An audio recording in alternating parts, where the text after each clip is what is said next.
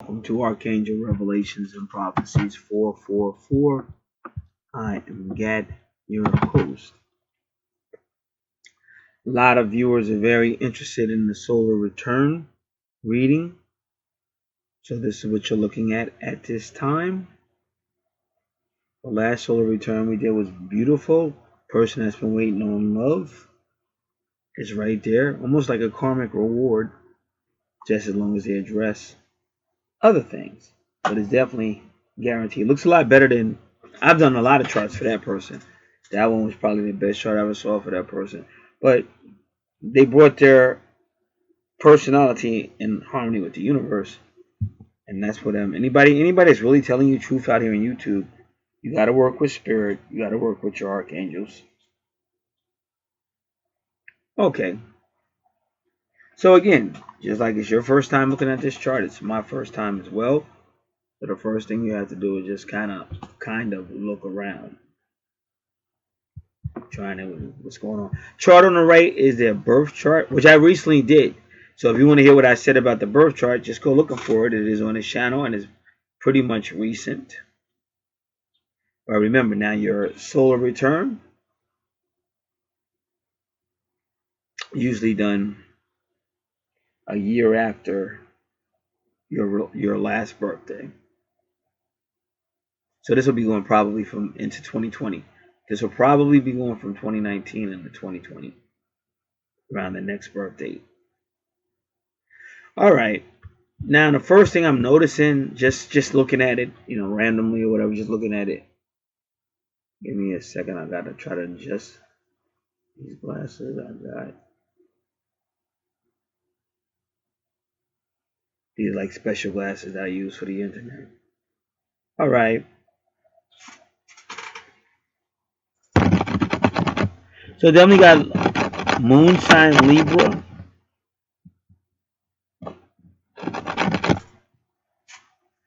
And some people might say moon conjunct the ascendant, but it is in a different house. I mean, you could try it, but it's really in like 27 degrees is in house number 12, and the moon looks like house number 1. At least that's what it looks like. 1, 2, 3, 4, 5, 6, 7, 8, 9, 10, 11, 12. Let me see. 10, 11.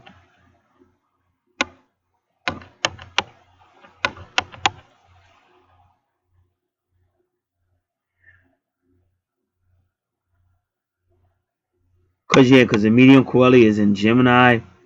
And pretty much we're going to say that's the 10th house. So you got to remember with your solar return, things are a little bit differently. So like if you notice, you don't see Juno because it's not your natal chart, and that's what people have to understand. There's a difference. But what your solar return is doing is showing you where the sun reappeared 1 year after your birthday. But they're going by the degree and the minute. So when she was born, it was 23 degrees, 50 minutes. And that's what they took it now, 23 degrees, 50 minutes. So you have to remember that.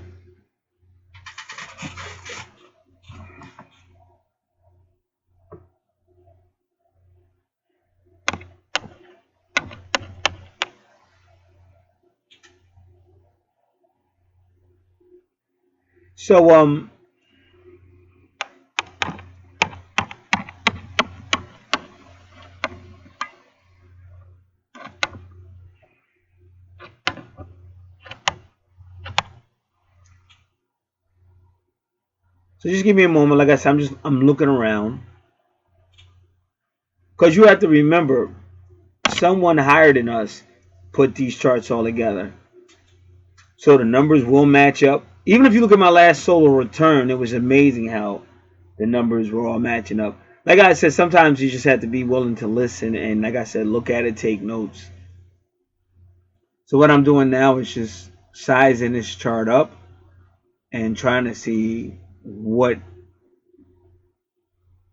the person who made the chart, how they linked everything up.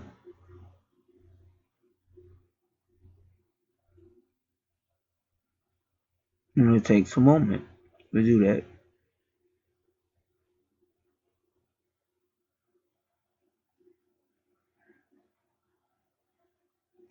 Wow, 229, two anorexes,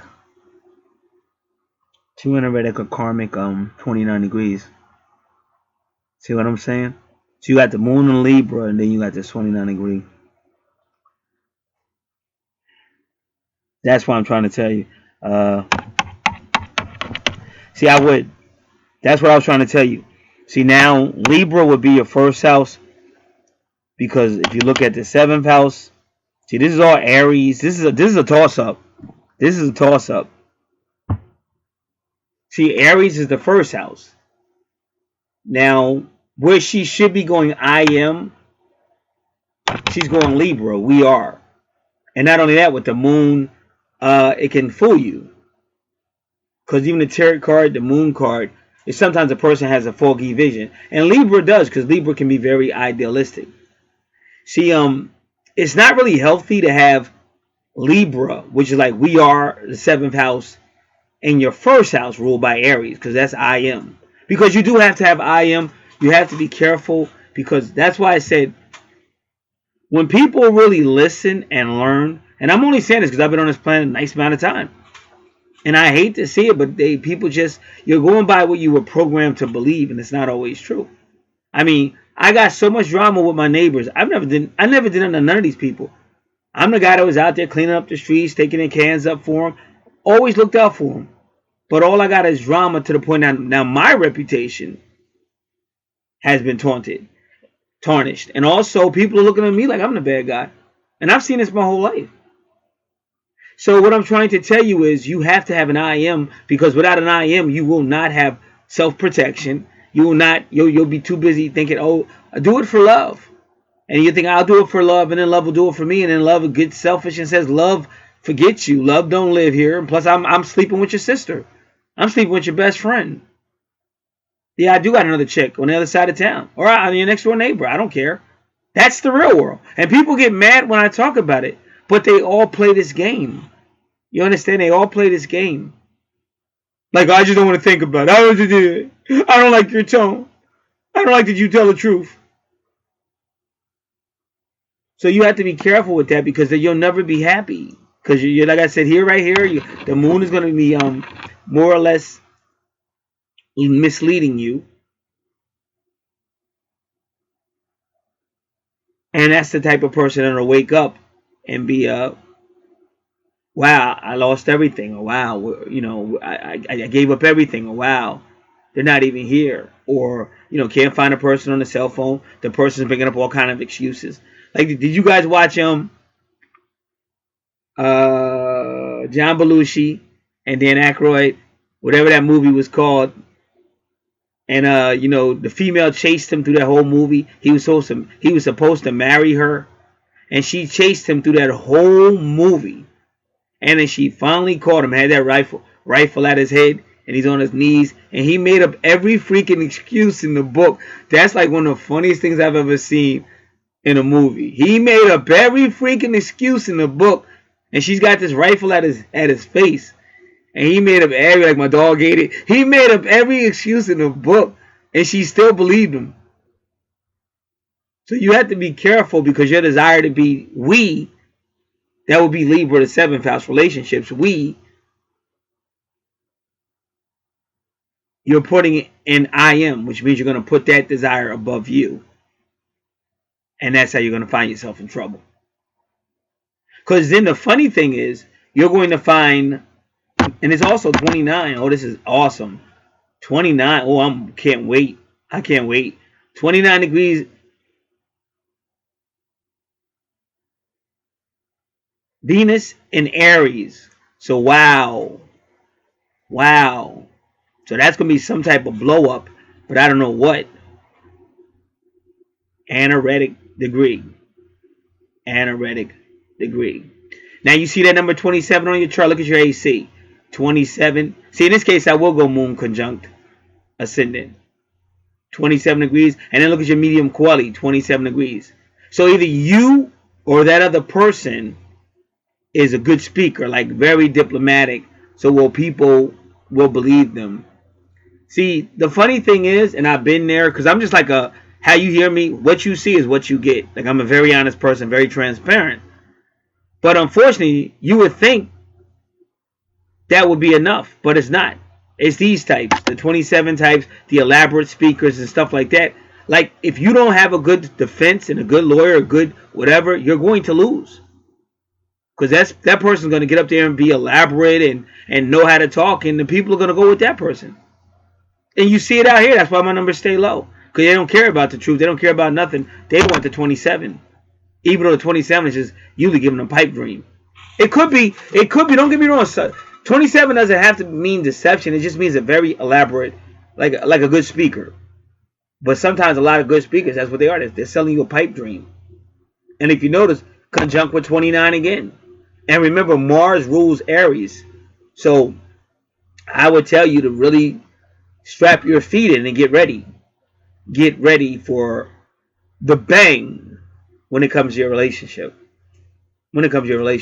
And what we will be talking about it more, you know, you guys got to see this from my viewpoint. Like, a lot of this stuff I just get hit with as soon as I see it, you know. So you do have to go through the chart. But when I first see it, I don't know what I'm getting into. Until I get here. But I'm telling you, this is big. This is going to be major. And that's why every solar return chart is different. Because the one I did yesterday, it kind of really was. The one I did yesterday was more about the 10th house. I mean, I went over the whole chart, but the power was in the 10th house. But it was like somebody was finally saying to her, you deserve this. And I know her. I've done a lot of charts for her. And I pretty much say she does deserve it. It was like saying, you deserve this. But there's some things in your past you got to reckon the God with. So that was her chart. Now this chart is basically saying, okay, I know you want to be happy. And okay, I know you dream about love and relationships. And okay, but in this particular scenario, if you don't learn how to go I am, nothing wrong, because I love the we are. Believe me, I love it. But I've learned, because I used to be that guy. Like I said, you just heard what I just said. Like, even now, I used to didn't charge for nothing I did. But people took advantage. I would spend 6 hours helping people. Someone wouldn't even say thank you. Some of them wouldn't even go over the information. And that's why once I got the Archangel cards and began talking to the Archangels and doing Archangel cards, they were like, you have bad karma. I said, how can I possibly have bad karma when all I did, I sacrificed my whole life for other people? How could that be true? And they said, that's our point. You give, but you never take. So that's when that changed.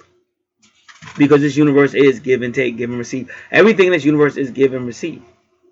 And if you want any power in your life, make sure you're giving as well as when you're receiving.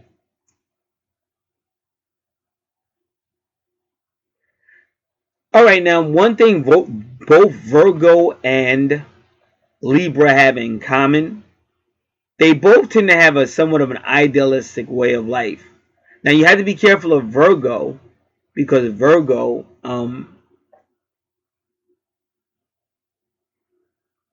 they can kind of be critical, and they like to make fun of people and stuff sometimes in a different type of way, but they can't take it though.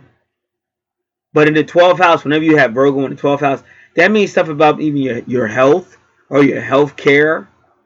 So you might want to keep an eye on those things as well. But and plus she's a serving type of person. Like she's out in Cali. Let me tell you about you Cali females. Now I'm going back to the 1990s. I've had my best friends have all been from Cali. All my best female friends. But I'm going back to 1990s. I don't know what Cali's like now. I really don't know. But everybody love Cali females, because like they're with you. Like if they're with you, they're with you. Like even Jasmine Gonzalez, you always hear me talk about Jasmine Gonzalez. Perfect example of a Cali girl from what we were taught and what we knew about them in the 1990s. And I'm out here in Jersey. I'm on the east side. But one guy said he was in Cali, tire blew. He said 3 females was walking up, and they said, let us change your tire for you. That shit would never happen over here. Now listen, that's like a fucking dream you have, that like the dream that'll never happen. That's like the long shot that ain't nobody in the east side voting on that crap. That's like something you would think you might see in a comedy movie. Because ain't nowhere in the world no 3 females are going to stop and ask you to change your tire for you. Not over here, brother. I mean, even if you look like, even like the types they're interested in, if you look like some type of drug dealer or some type of money maker, they may stop by your car or stand by it or try to figure out a way to get your attention, but they damn sure ain't trying to change your tire for you, brother. That just ain't happening over here on the east side. And if you're on the east side and it's happened for you where some beautiful woman or three females just stopped what they were doing to help you change your tire or told you that, but they told him they change it for him, not help. This wasn't at an auto mechanic place. So that's the difference. But if you're listening to what I just said, you see it on her chart because she's service. Virgo is service, 6th house. The 12th house is Pisces, service. So she's that female that will, do that. And I'm trying to tell you, if you're with a guy that would do the same for you, then that's great. But I'm just telling any female, because there are a lot of good women out there, and they get screwed by guys. But we just live on a funny planet. It really, I think somebody just, I heard the rapper Daylight say that. It's like somebody just playing games at all times, just sitting there. He said they're the kid and we're the Tonka toys and shit, and they just play games all the time. So you'll see the girl you'll see the female that deserves a good man with the piece of crap, and then you'll see the man that really wanted a good woman and she'll just shit all over him, and now he hates women, and now he's gonna try to hurt his next, it goes on and goes on. But that's a very destructive cycle that I would advise anybody to stay off of. There is somebody out there for you, but once you change, once you go evil, that's all you'll ever have. Like once you become a player or something, or whatever you're gonna do, that's all you'll really ever have. And it might take you years and years before you can get any form of, say, what I would call a stable situation. Because otherwise it's just gonna be all about games. So I would definitely say don't change. Don't become a player, don't lie, don't do that silly stuff. But just realize that become more observant. Become more observant. Now, if this guy's not doing it for you, and even if he is, just be careful, because he might only do it in the beginning to manipulate, to make you think he's a great guy and all that. But he's just trying to get in your pocket or trying to get in your pants. And as soon as he gets where he wants to get, he's gonna start playing you out. That's like the guy that takes the female to dinner and all that, and then they're sitting at the table, and he comes up with some crazy ass excuse. Now, to me, that's a sleaze bag. Like, and some of you females will deal with a guy like that. It would be all over. It would be all over. And I'm telling, I would show my, what. If I was a female and a guy did that to me, and he said, I forgot my wallet, throw my wallet. You think you can pay? I'll get it back to you, whatever. I'd be like, nah, and I would be like, yo, and I would play the typical female. I'd be like, oh no, I didn't even know he promised me. I didn't know, and I would sell that motherfucker out so quick. I don't care if he get locked up. I could care less, because he just played you out. Especially how much dinners are and stuff. Even if I had it in my purse, I would not. I'd be like, nah, I ain't got it. And I would be, I'm not. He brought me in here. I thought he lied. Blah blah blah. And I would deny having anything to do with that. He was supposed to be treated. It has nothing to do with me. And you got to be strong like that. And you might even have to tell the restaurant that you will have a legal case on your hand, because I'm telling you, I'm an innocent victim. I didn't know. I'm just as upset as you are. Because otherwise they're going to treat you like a piece of trash like he is. Because this stuff goes on all the time.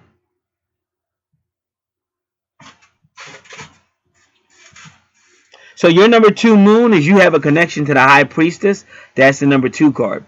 So it is twin flame stuff. But I'm going to tell you again, you have to be careful. Let me just tell you what happened with mine.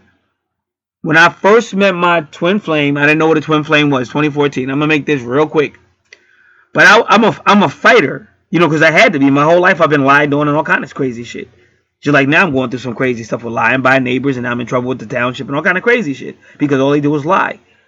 You got to be tough. Now, a lot of stuff was coming from, say, spirit around 2014, 2015, 2016, that somehow I was the problem. And I was like, I'm not the problem. And I was getting mad because I just get sick of hearing that. I mean, if I'm wrong, I can admit it, but I'm just get stop lying. Not the problem. Like, she did everything in her power to be an a-hole. That's just a fact. That's why I said, you're not supposed to say that. Well, I'm sorry, I'm not supposed to say it. I'm going to say it because that's what happened. She really went out of her way to be nothing but an a-hole from 2014, 15, and 16. Now, were there good moments? Yeah. I'm sorry, but with twin flames is runner chaser, and usually with the runner chaser, it's when you want them, they're running, and then when they want you, you're running. So it's a runner chaser with twin flames. So where there's some good moments that maybe, but a lot of times with twin flames, even if you do connect, it goes right back into separation. And I'm telling you for a fact, this is that type of situation. And I'd already been hurt over and over again, so I just didn't want it. I didn't want it with nobody. I honestly didn't care nothing about that. I was there at that job to get a paycheck. I wasn't there to socialize with nobody and none of that stuff. So that's how that went. So point I'm trying to make is from 2014 to 2016, they kept saying it was my fault, but I fought the whole way. Because remember, all this stuff was new to me, all this metaphysical stuff and angel cards and all that. It was all new to me. So I would just sit there and just talk to the cards. Like as soon as I got my cards, I just started introducing myself to everything, everybody and everything. And I was just talking and all that. And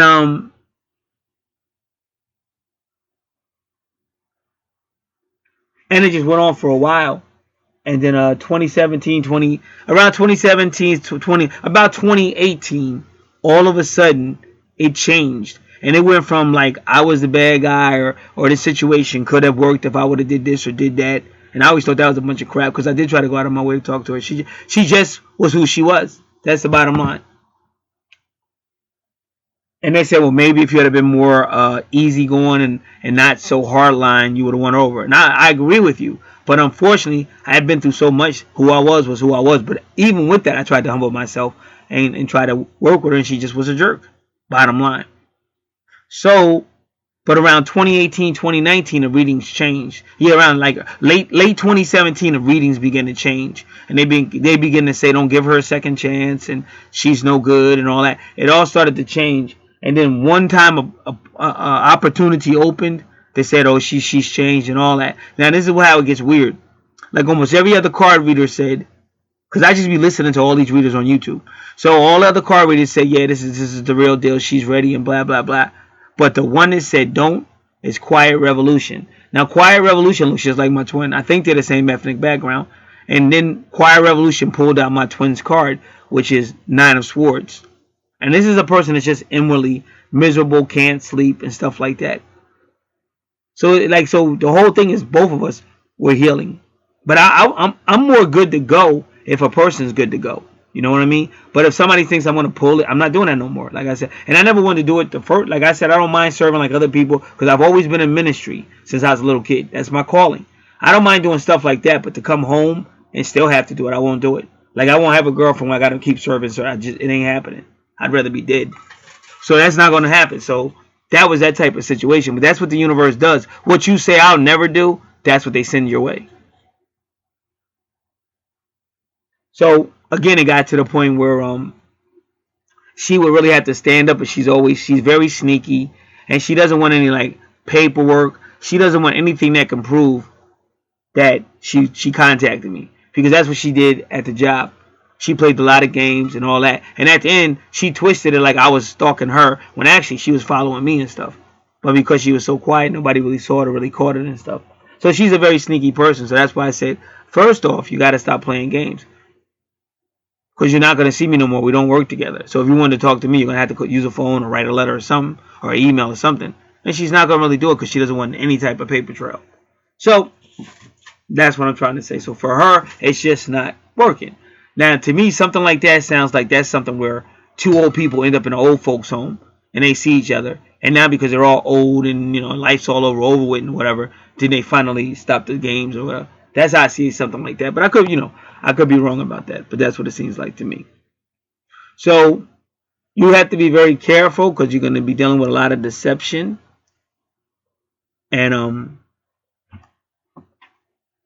we'll find out more as we go around your solar return chart. But let's do this first. Let's do moon conjunct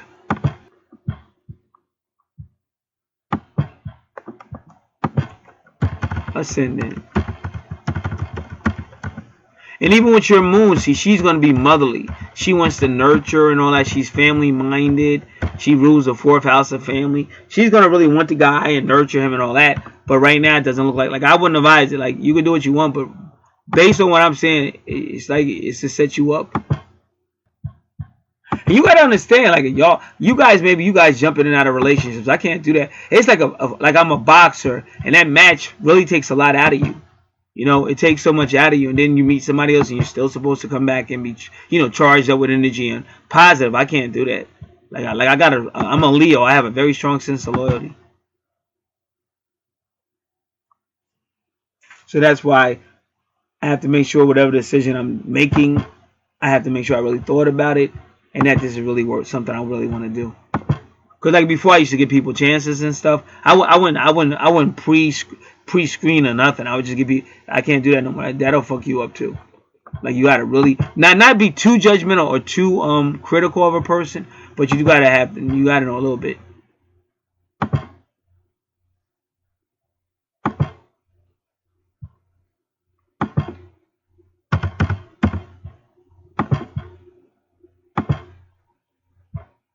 Astrology King, Moon conjunct Ascendant.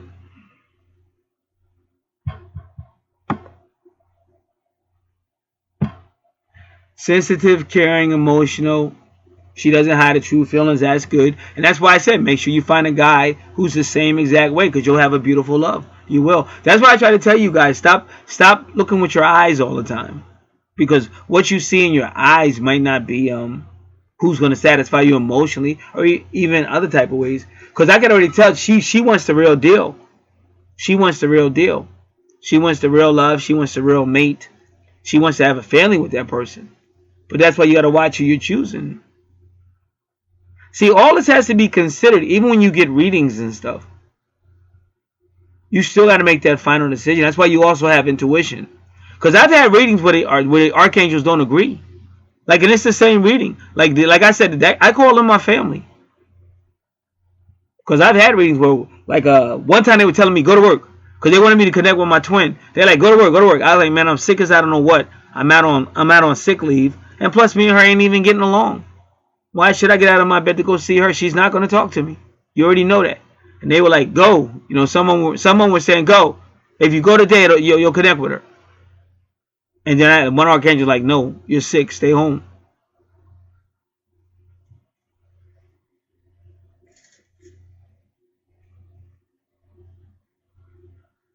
So this is all guidance, and everybody tells you that. Everybody calls it archangel guidance or your spirit guides. They're guides, but you got to make that final decision. And I'm saying you got to believe in yourself. Like if you're that type of person, I think you're wonderful, because this is a person that really wants the real deal. This is like an old school romantic, you know. And like I said, we don't see shit like that too much on the East Coast. Like on the East Coast, it depends on everything. Like the guy called Andrew Dice Clay.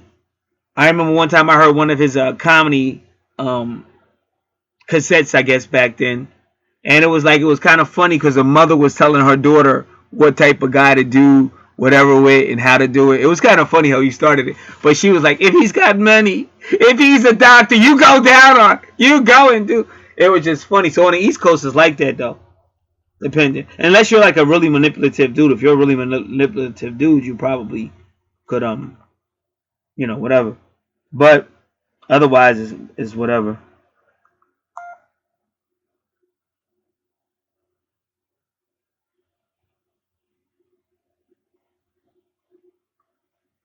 All right. So let's continue.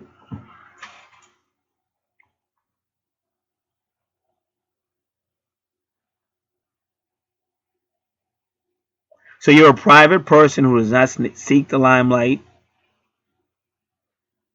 but you do have a public appeal and you enjoy popularity among your friends. You have difficulty hiding your emotions. And they say even showing your true self is subconscious action, which is good. I think it's great. Just don't blow that. Like I said, I don't care what anybody else says. You have to see yourself, because like in third dimensional, it's people that were put to death. They could have been the nicest people in the world, but the person that pulled the trigger is just a racist or whatever. Like you're in a world where people are judging you based on their selfishness, based on their preconceptions. You could be the most beautiful person in the world, but that's why you can't let anybody else judge you. You have to know who you are, and you have to know your traits. And that's why the more you value yourself, the less likely you're going to fall for some person that doesn't appreciate it. But if you're desperate for love, or you're believing in some fake ass stuff that's not true, then you're going to open up. And then, like I said, it's just like once you open up, it's like, I don't know. You might recover from it, but then again, you might not. I just said it's like that fist fight that, it really took a lot out of you. And you may not ever recuperate, or it may take a long time to recuperate.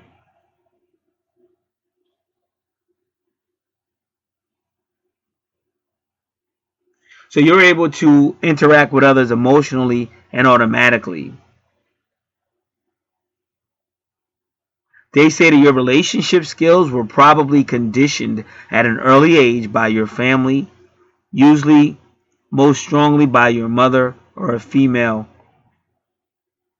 carer. Carer. So I already said this part. Family's important part.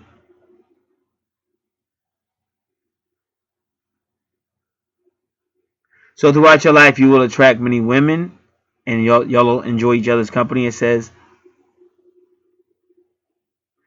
and they're saying you probably prefer sensitive men, which is good. That's a good thing.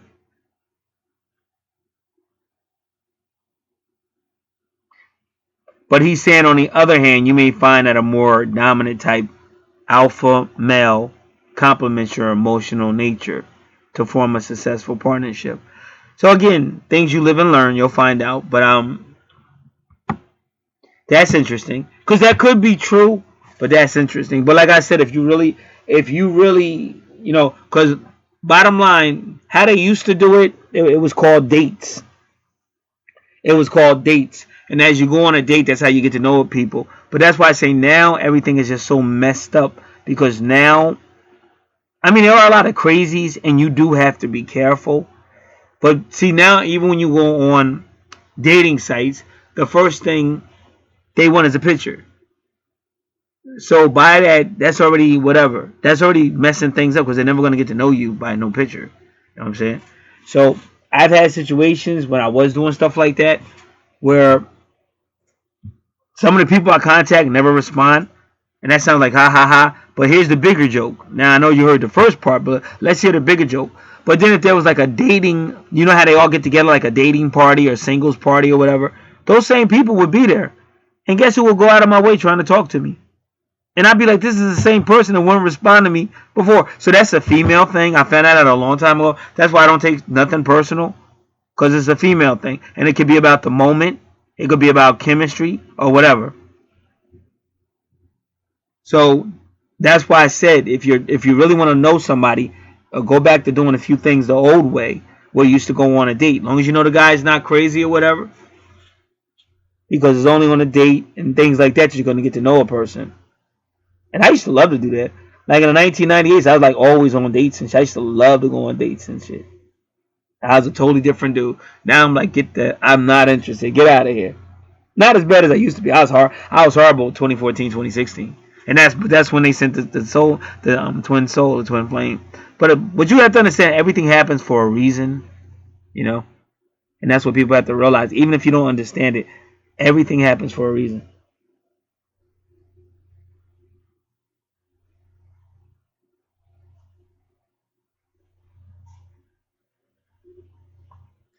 People like how you share your emotions because they know how you are being honest. So you intuitively know how others feel. You like to form an emotional bond. See, this is why you get your solar return, because you're learning way more about her now than her last read. Like, this read is sticking with me. Now her last read, I don't remember. Cause I don't. I do that, but I do that for the safety of everybody involved. Cause my job is just to tell you what's on your chart.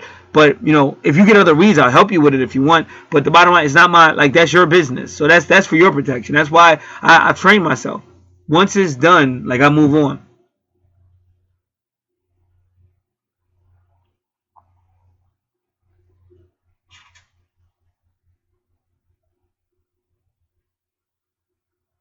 So they say you're very nurturing, maternal, like I said, and you have a lot of sympathy and empathy. But again, don't sacrifice yourself helping out other people. The best advice you can give people is to help them learn how to help themselves.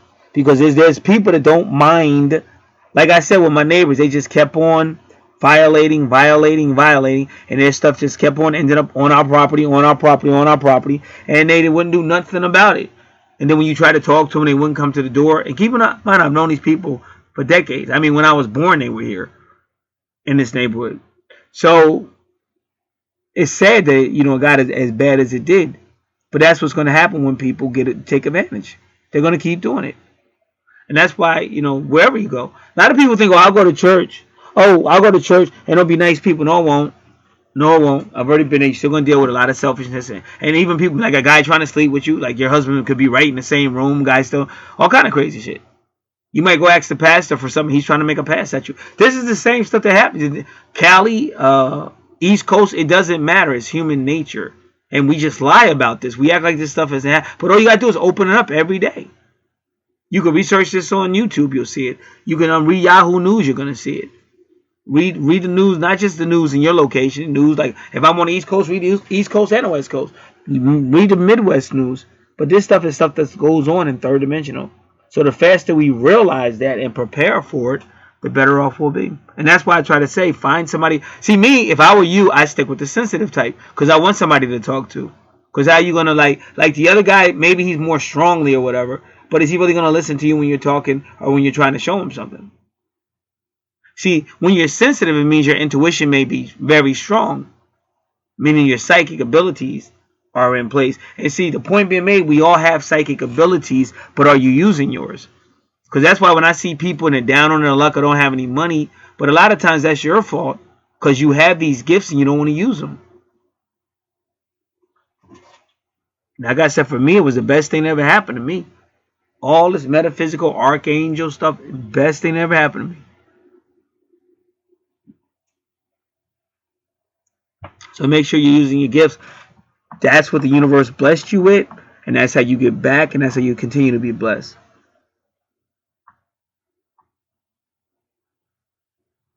So they say now, this is Astrology King. This is where I'm at, astrologyking.com. He says, however, take care not to give too much of yourself or let others mistake your kindness for weakness.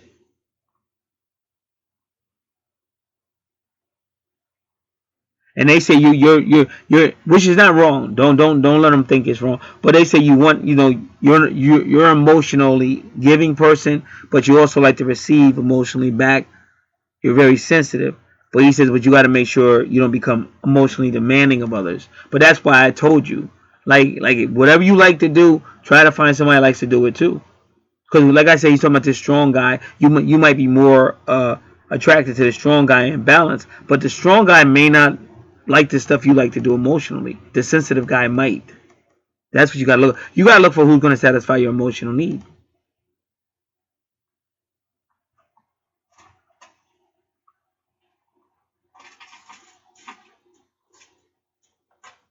All right.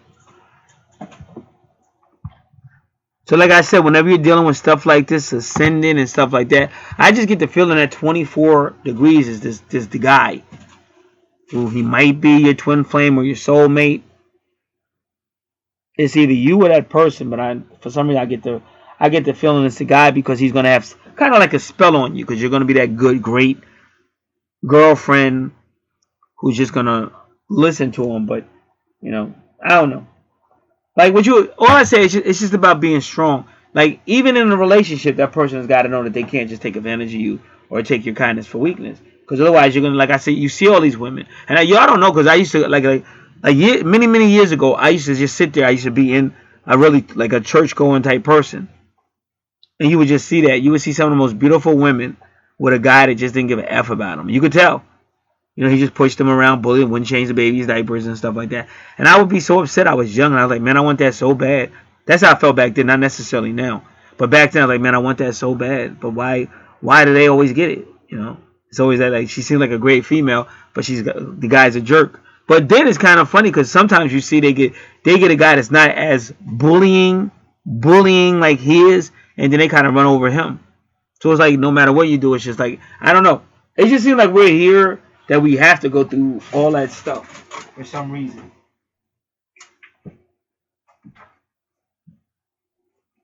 So the more I studied it, I realized, wait a minute, I didn't come here for all of this. Like my whole life is not going to be getting effed over by this or whoever. And I just started designing what I wanted my life more to be. First off, I do like the Messiah says, I take one day at a time. I try to keep a spirit of gratitude. Um, and I'm trying to build up from one day at a time, but every day stuff is coming. Like I said, you'll see it. Like you'll spend hours and hours cleaning stuff up and getting things out where they need to be. And for some, like in this case, it was my neighbors, just warring with them or whatever. Then just as fast as you do all that, you're getting a phone call. Hey, that you got to move that. You got to move that, which is on your property. But it's just like to make a long story short, they're just mad at me because I keep reporting these people. So instead of them going after them, they're coming after me.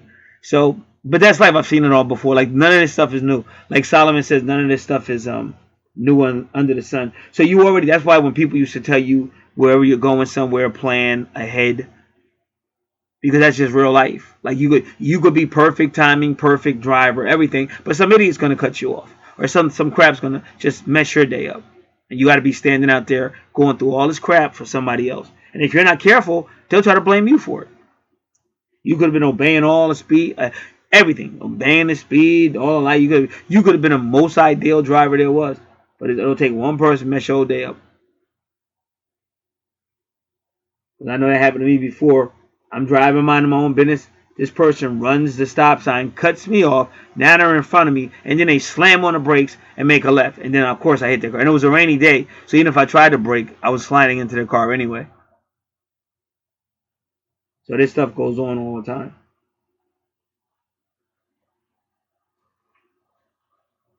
All right. So that's Moon and Libra. So now you want to go to your, and remember your Moon is in that's your first house, but it's very close to your 12th house.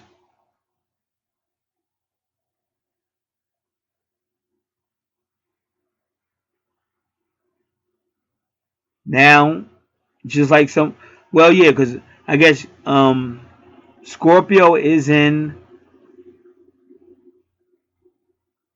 Sagittarius right now, but that could be good. Could be about finances, which could be a good thing. And 22 degrees is the twin flame number of 1111, but also in the major arcana, you have 21 cards. So 22 is like a restart, because the major arcana is all about the Fool card, and the High Priestess sends the Fool card off on a journey that he's going to experience things and learn. But it ends at number 21, the World card, which means end or accomplishment, but also means karma. Could also mean completion of karmic assignment or karmic debt. So 22, the implication is you'll be questioning your belief systems as well. And that's going on in your first, second, third house. Now, why is Sagittarius in the third house for you? Because it's a level of maturity. See, the third house is usually about smaller things, smaller children. Both of you, the third house and the ninth house. Third house is Gemini. Ninth house is Sagittarius. But Sagittarius is just a little bit more mature, a little bit more cultural, a little bit more classy, a little bit more long distance. Whereas the third house is short distance. So they're saying you in your belief system, you're going to be questioning things which will, if they haven't already, but they're going to lead to your maturity. You understand? Like it'll lead to your maturity, because as I keep trying to say, any form of idealism is kind of like not true. It's immaturity at the best. The moon may cause you to be foggy in your view, and then the 12th house is ruled by Pisces, which is ruled by Neptune, but Neptune is the deceiver. So when you start to grow up, you just get smarter, because you realize, wait a minute, I am putting too much emphasis on a guy, and whatever I'm doing, maybe I need to slow it down a little bit or do things a little bit differently, so that this guy doesn't just think, oh, I got a good girl. You know, she'll do whatever I say. Blah blah blah, whatever. No, he doesn't need to think that. Now, I'm not saying f him over or disrespect him, because we get a lot of that like on the East Coast. That's not necessary. But I understand why it's done, because it's like a power. It's like a power thing. Because the female says, "Ain't no man gonna do that to me," and they got a right to feel that way, because I was there when, father knows best and all that, the old time. But I was like a '60s child, very young in the '60s. But you saw it. You saw the women did kind of get bullied by the men and stuff like that. So I can see why they revolted. But at the same time, what I'm saying now, that was almost 50 years ago, and it has to be some type of mutual respect, because I'm not gonna let somebody just disrespect me either. And I'm just not the guy I used to be. Like, I don't care about the poetry no more, the roses and all that stuff I used to do. I could give a rat's whatever about that now. Now that doesn't mean I won't eventually meet somebody, and that all changes. But right now, I'm not thinking about it. Now, so you will be growing in maturity because of your belief system and questioning things, because that's all in the third house. It is publishing and your belief system, and could be young people, education as well, communication, your mind, and it could say twins, it's multitasking. It could also be things having to do with the twins as well.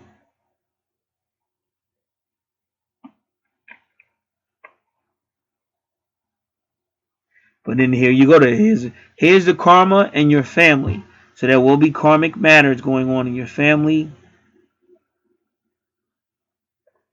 Capricorn could imply a career related to your family, but Capricorn could also imply uh, like a coldness, But again, this isn't a natal chart, but it's just making an implication. It still is making an implication though, but it's implying either a family type, career type situation, or a coldness. But also, remember, the fourth house isn't just about the family. It's also about teenage to adult education, land, property, and real estate, your family and ancestors,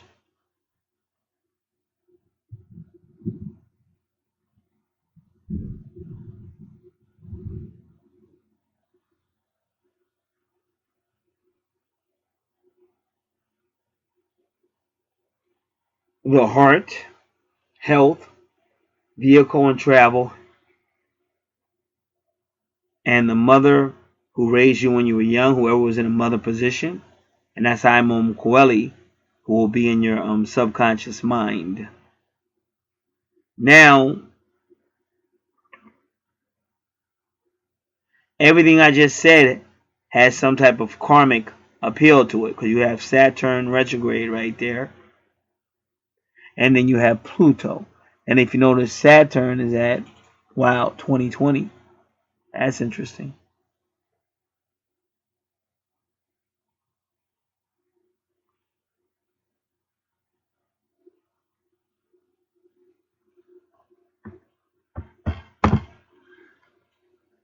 So definitely some type of karmic judgment. And again, a judgment card means it's the moment of whatever, that it may lead to absolution, or forgiveness, or moving on, or it may not. But it is going to be a matter that's being dealt with at that time. And like in my case, I keep talking about the neighbors, but I've known the neighbors my whole life. So in that sense, they are kind of like family. But it is like a standoff now, and it was. And when you see Saturn, it could be authority. And like I said, the township authority did get involved as far as that's concerned. So that could be going on. Remember, your solar return chart is a lot like the present transit chart, but it's specifically designed based on your birthday.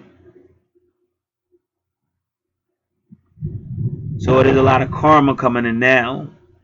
And even I had a relative contact me. And when you say Saturn, That's like the father. Well, this is my father, one of my father's sisters. They've contacted his family. And my father's no longer alive. My mother is out of town. So but it is kind of like what's going on.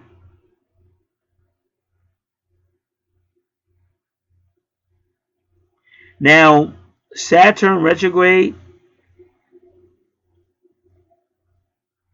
is all about maybe in a past life you had issues with authority and you may still have it. Saturn retrograde can also mean either somebody was abusing you or you were abusing someone. So when you have Saturn retrograde, it's karmic and it's basically telling you to hold people, including yourself, responsible. However you do that, because sometimes people carry that for the rest of their life. Or why did so and so my mama, or why did my daddy, or why did my family fight so much, or why, and they carry guilt. So you have to find a way not to carry guilt. People are not perfect, and you should never blame yourself for something somebody else did. And plus, as sad as it is, this is all part of being on this planet. 'Cause like I said, you can believe whatever you want, but you have to notice that if you were to study the Bible, you will find out that what Jesus went through. But who do you think? Like they say, who do you think did that to Jesus? And you say it was the devil, of course. And the Bible said no, it was God. And they say it delighted God. Now Isaiah chapter 53 is about the brutal beatdown of Jesus Christ during the crucifixion, and it says that it delighted God that happened. And then later on in the book of Hebrew, it says that Jesus learned obedience by the things he suffered. So we don't understand. I tell you, I'm the first, and I'm a very spiritual Christian type of guy.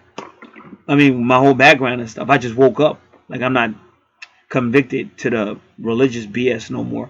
But that's hard. That's a hard pill to swallow. Just like the book of Job is a hard pill to swallow, where God took the most righteous person on the planet and told Satan to go beat him up. So when you see on your chart, when you see Satan and Saturn, that's what you're looking at.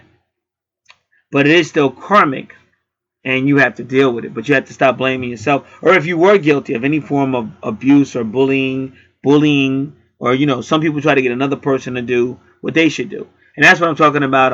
And I'm glad I'm saying that, because notice how, I don't know if you could hear it, but while I was saying that, it started thundering. Because I keep telling you, my neighbors are in for it. I don't know when or how, but they're in for it. Because that's one thing about Saturn retrograde. If you're in a habit of trying to get somebody else to do what you should be doing yourself, Saturn's going to come and is going to hold that responsible.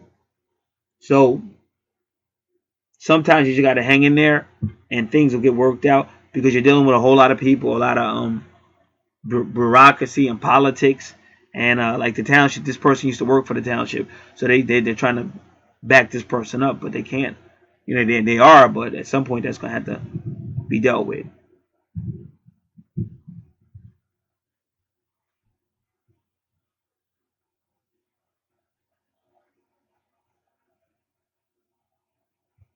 So hold people accountable.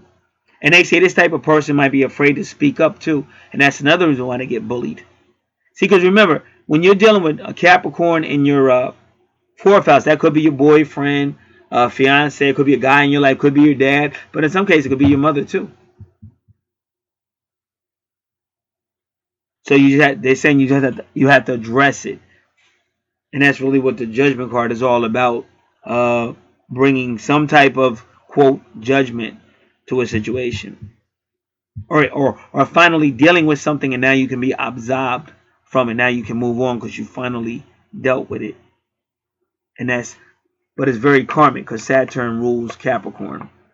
Very karmic, and it could be some strange connection between your job and family. Like for over a year and a half now, they've been saying that that's kind of like a tug of war going on in astrology right now. Like your home life, your family life, and your career.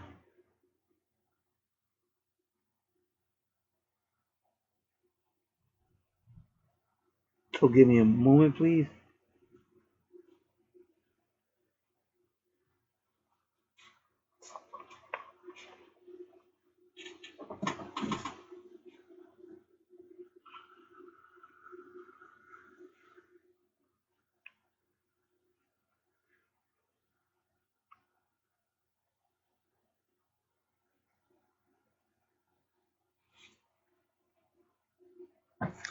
All right.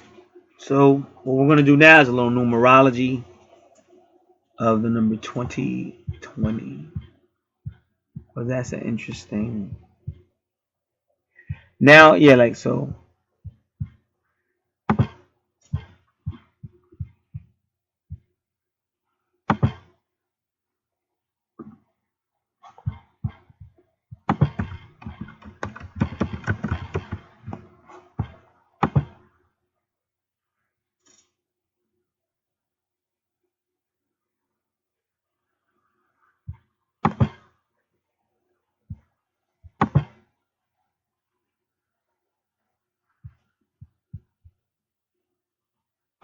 All right.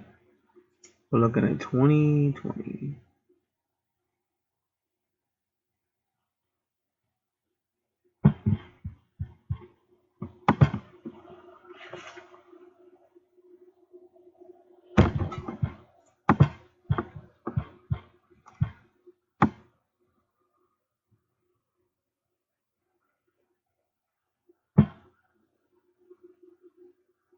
All right. So see, we don't know how you feel about your family or what's going on with that or any career related things. But angel number 2020 is telling you to display compassion, diplomacy, consideration, and adaptability.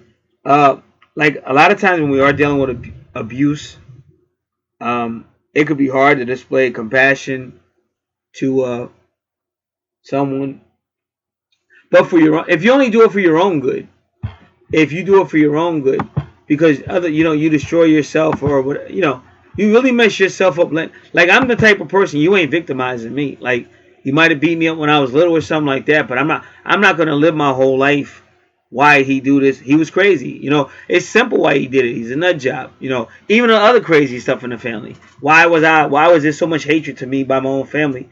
Same reason why they did it to Joseph in the Bible. Like, I'm not, it took me a while to get to this point, though. It's not easy. But I'm not losing no sleep over none of these crazy ass people. Life is beautiful. God is beautiful. You just got to find, like I said, you got to find the truth. Like you do. Because the truth does make you free.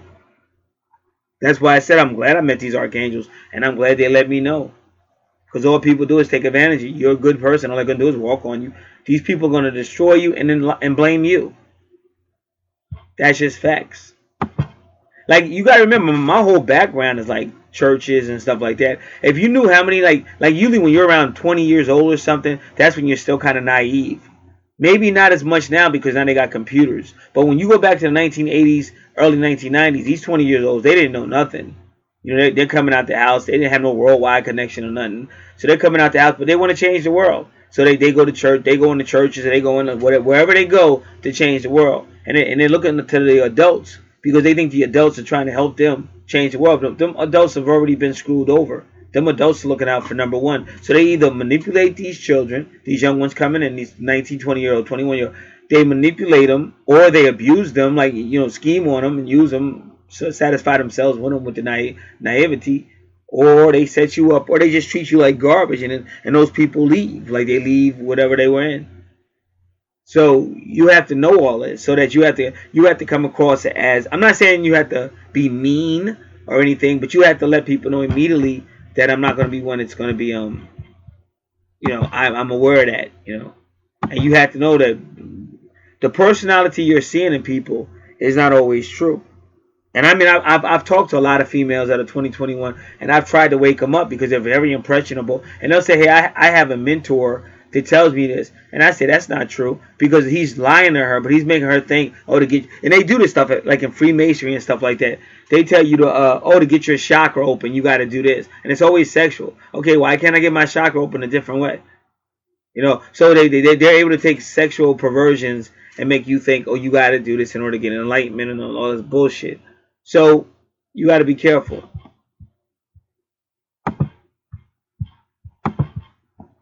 But the point being made, you don't want to carry it because then the victimization continues because you're carrying it.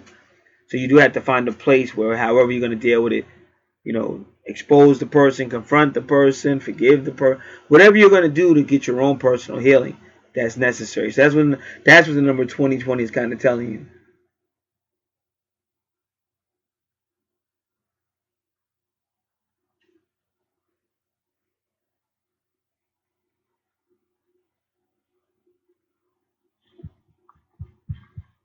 So they're saying once you do that, angel number 2020 can turn the most ambitious of dreams into a reality.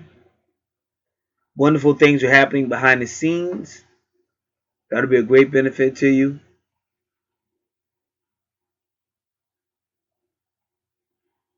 And just they say keep being optimistic and keep hoping and believing in that.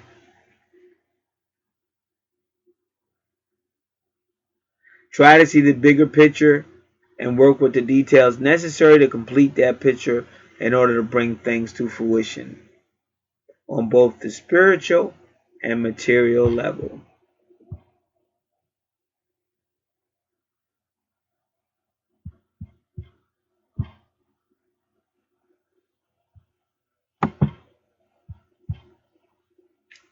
Now Pluto retrograde is something's gonna get lost. Something's gonna be taken from you. With Capricorn, it's either in the career sector, but it's in your fourth house, so it could be family, education, possession or something, ancestry. The fourth house can deal with your health.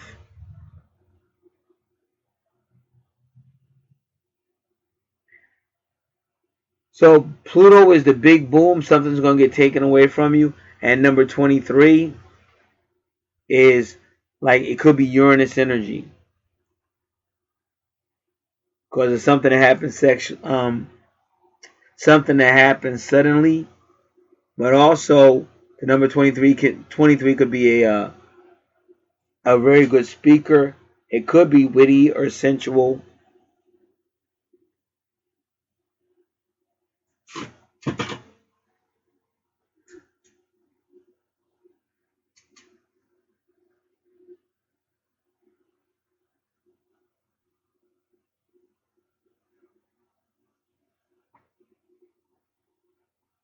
So, like I said, Pluto will take something away. They'll force you into they'll force you to change or transform. Because Pluto retrograde is all about transformation.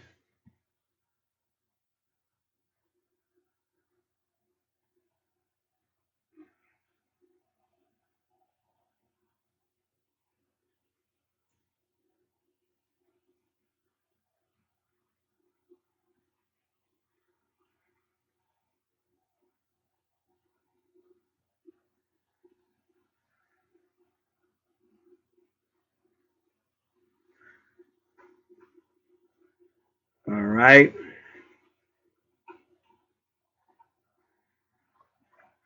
Fifth house is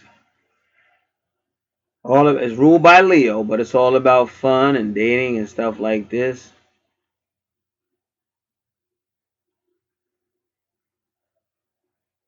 So when you have Aquarius in the fifth house,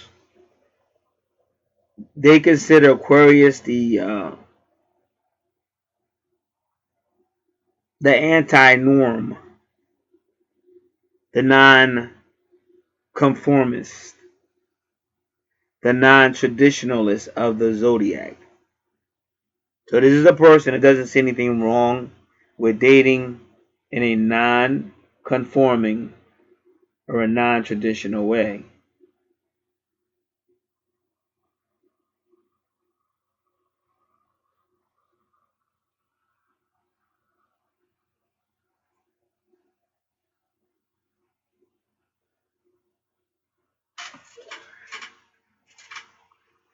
The 6 degrees could be the Lovers card.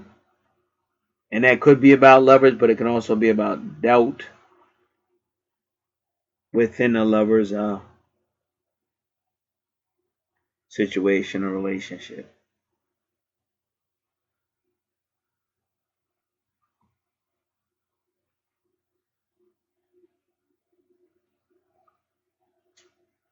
Now, here goes the service again.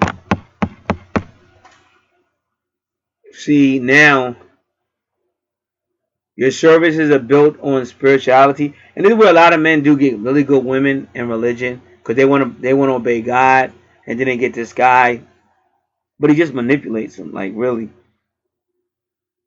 And some of the stuff that goes on, it really is abuse. It's a mind abuse. It's a verbal abuse. Sometimes it's actually physical abuse. And then if they go to like the elders or the reverends or the church pastor and stuff, a lot of times those women are told, well, you know what the Bible says, and just honor your husband, obey your husband, and be glad that you have a family, a husband, a working husband, or whatever they're saying. But they really don't have a woman's interest best at heart. And a lot of these women, they because you're tricked. That's why Neptune is the deceiver. You're tricked. So you believe that's what God wants, but like you hear how I talk. Look, I've been walking with God. Let me just tell you what really is. I've been walking with God my whole life. Nobody, and I'm talking about really sacrificing, doing what you're supposed to do. Turning down good jobs and all kind of crap. I mean, God comes first. Duking it out with my family and stuff. Like God comes first, because this is what Messiah said. Your enemies gonna be people of your own household, and they doubted him too for a while. His own mother died, and Mary should have known better because she met Gabriel. But even she was doubting Jesus at some time. His brothers and sisters doubted him. So this is the real. That's why I said when you listen to me, this is the real deal of planet Earth. This is a real spirituality. So if you want to keep playing with bubblegum astrology and all that, you can. But in the long run, you're deceiving yourself, and it's not going to work to your advantage. So real spirituality is like you growing with God, not you letting some husband or man bully you or some crap like that. Because really, to be quite frank, to be honest with you, if your husband is abusive, you could be out that door. And like you're not nobody's maid, you know, all that you're not nobody's maid. Um, should be some type of compromise. Like not one person doing it all the time because that could drive somebody crazy. Um, who's changing the diapers? Like all these things, he should be a man of God. And they said the way he loves his wife should be like the way Messiah loves the church. So it should actually be like a thankfulness. You should be able to feel that like a thankful. If anything, it should be more like if he's doing his job, it would be more like the problem would be with you being abusive or you being non-appreciative if he's doing his job. But when he's bullying, because they say he won't even get his prayers answered. And they say, well, why are you talking about the Bible and stuff? Because that's what this is. It's Neptune and Pisces. Anybody that knows Pisces is the fish sign. Pisces is a fish sign of Christianity, and your 12th house is about spirituality, religious beliefs that do include Christianity and stuff like that. That's why you can't change astrology to what you want it to be, and that's what most of these people do. That's why they have no understanding, and they're all out here on YouTube hoping somebody could help them, but nobody can really help you if they ain't telling you the truth. And if somebody's looking at this as marketing, then what they want from you is your cash, and they'll tell you anything. If it's about the cash, they'll tell you anything. They'll take something that's telling you something bad and they'll make it good. Oh, look at all those retrogrades on your chart. Oh, that's not bad. No. Give me your money. No, retrogrades aren't bad because it's just the time to reflect. It's just internal. No, don't go. No, I'll help you. Don't worry. But a real person gonna tell you, okay, retrograde. Well, you do got to take that kind of seriously. Let's look at the karmic. Let's see if this is a karmic debt. Let's really look at this. Because God's not joking. This stuff is supposed to be getting worked on. So like if the government told you better have your taxes in by April 15th, they're not joking. So it might take them a minute to get you, but you best believe they're coming for you. If you didn't file and you didn't explain, you didn't hold yourself accountable, you'd be surprised that all of a sudden out of nowhere, guess who wants to talk to you? Well, for the last 4 years, you ain't been filing taxes, and we did a checkup, but you've been having a gainful employment. Why haven't we heard from you? I was listening to John Witherspoon on Joe Rogan, and he said Red Fox refused to pay taxes. So he said those guys came in from the IRS came in, and Red Fox's comedy club, and they took everything. And they went to his house and they took everything. They said the only thing they left Red Fox when they was done was he had like a meat in the oven, and they left that. But he said they took everything else.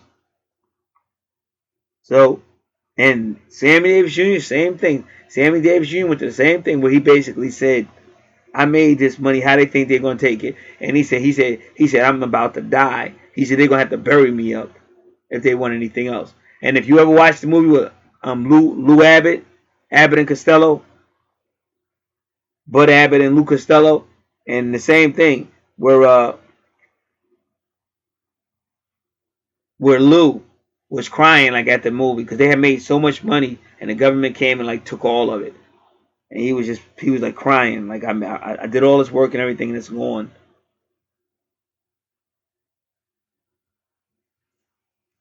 So in this house of service, that's how she's seeing. It's also the home. So in her mind, in both her 6th house and her 12th house, she associates the home with spirituality and service. But what she doesn't know is Neptune is a liar. Neptune is a deceiver. Like I said, for people that listen and can learn, you'll see me systematically show you over and over again on my other channel. Because on my other channel, I don't pull no punches. It is as it is. And it's unapologetically, it's historical, it's everything. But it's going to tell you the truth. But if you're not used to hearing it, if this is what you're used to hearing, oh, friends, God bless you. We're here this morning. Ba, ba, ba, ba. Ba, ba, ba, ba. Okay, now we're going to pass around a collection plate. Ba, ba, ba, ba.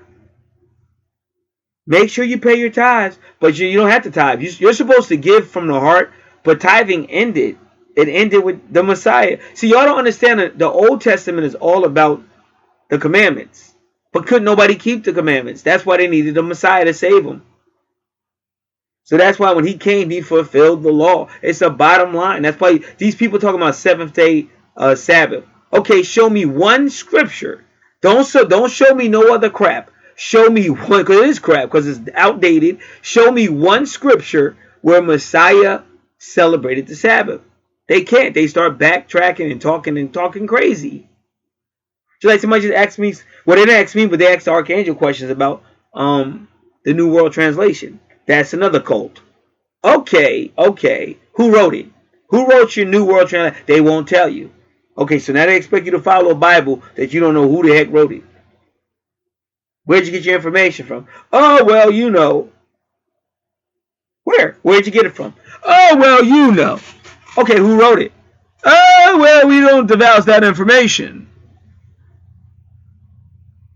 How come this Bible's different than this Bible, but you say it's the same thing? Oh, well, we just use more. But you read, it's obviously different. It's almost like saying, and James walked in and closed the window. But their Bible will say something like this. And James rode by and kept going. Wait a minute. How come James walked by and closed the window with this Bible, but your Bible says he kept going? Oh, well, you know. You have to read that Bible with the Watchtower and Awake magazine to understand. When did the Watchtower and Awake magazine become God? Oh, talk to the elders. Elders will help you. No, I don't want to talk to a cult. I used to be one of you guys. So I know all the games you play. And I know how you destroyed my life back in the 1980s. And ironically, the people I'm fighting with now are the same religion. And they're nothing but a pack of liars. They're the worst neighbors I've had in my history of living. And I'm not being mean. I'm just telling you the truth. The worst freaking neighbors. And they lie. And I'm an ordained minister, whether you guys know that or not. They lie on me like I'm like, and they got all these people looking at me now a certain way. But you got to pay for that. All that stuff scriptural.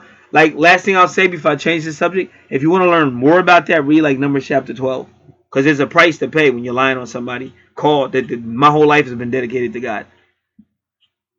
Not a fake Bible, not a fake belief, not knocking on somebody's door, telling them to be a great neighbor when I'm not a great neighbor myself and all that hypocrisy. That's dangerous. Very dangerous. Spiritually, very dangerous. See, that's why I say people get so caught up on this life that they don't realize this life is very limited in time. You got a bigger picture, a bigger life you better go to, that you better be worried about. So like in your house, in your 4th house of family and your 6th house of home, remember you're dealing with Saturn, you're dealing with Pluto. It is judgmental, it is karmic. It does have to be addressed. So that's why I'm telling you. So you got to watch that deceiver. And look at it. See? 1818. That's the moon card. And the moon is all about people to see things in a foggy type of way. They're deceptive. That's why I say, don't tell me about my tone. My tone is the same tone as if I was walking past your house and you were all in there and the house is on fire and it's burning. And I'm trying to warn you that you got to change. You got to get up out of there. You're going to all burn up. So somebody, oh, I don't like his tone. Oh, I'll go over here because this person makes me feel better. They may make you feel better, but are they telling you the truth? Because I don't want to see a guy hurt you. I mean, that's the worst. Like, I've been through a lot. Like I told you, I've seen a lot. I've been through so much on this planet. So much. But if you notice, the only two things that hurt me was my father. Not just the physical abuse, but not really having a dad, or having a dad that's there, but he's beating the shit out of you for no reason. Or the twin flame. That should have been something a little bit more like a light to me. Those are the only two that really hurt me. Anybody else, I feel, I see this whole thing like a war zone. And again, you see it so much, it almost starts to get funny.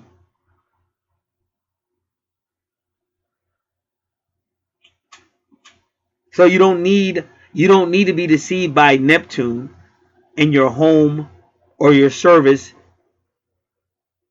or relationship sector, because you're gonna have to pay for that just by the pain alone. And if you're giving your money up, you're gonna pay financially. Oh shit! So I don't know if I finished it. So anyway, anything in the Old Testament has come to been fulfilled. So you can use Old Testament as a gauge to learn, but they even call it the New Testament, a new commandment, and that's under the Messiah. And that was one of the main reasons why the Messiah came, to save people from the condemnation of the law, because they couldn't keep it. And there's a reason why every time God showed up, it's always fire. When Jesus shows up in Revelation chapter 1, it's always fire. That's why anybody that thinks it's not a fiery price to pay for people that don't get this information, you're wrong. And it's sad that people, I don't want to talk about it, I don't want to think about it. Oh, you believe whatever you want to and blah, blah, blah, because you're not going to be saying that when you're really there. You're actually going to be begging and crying that you can get out, and there's no coming out of that. Once you're in that situation, that's eternal damnation, just like the Bible says. So you got all this 18 around your 18, and then even your number 21 is karmic. That's the world card, or Saturn, or again Satan. So it is karmic. So these are things you have to address. So in your fourth house, it may have something to do with forgiveness or honesty, or coming to a better grip of if you've been through anything, or if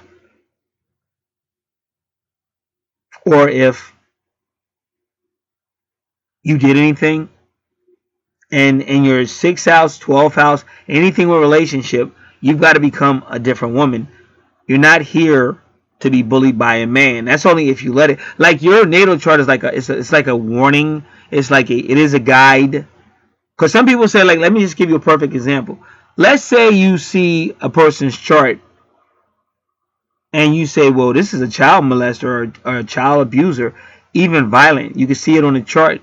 Let's say the person says, yeah, you're right. I'm not going to hide it. You're right.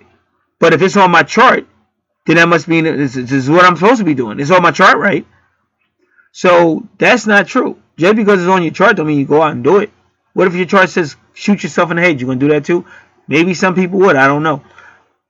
You see it as something you have to be aware of.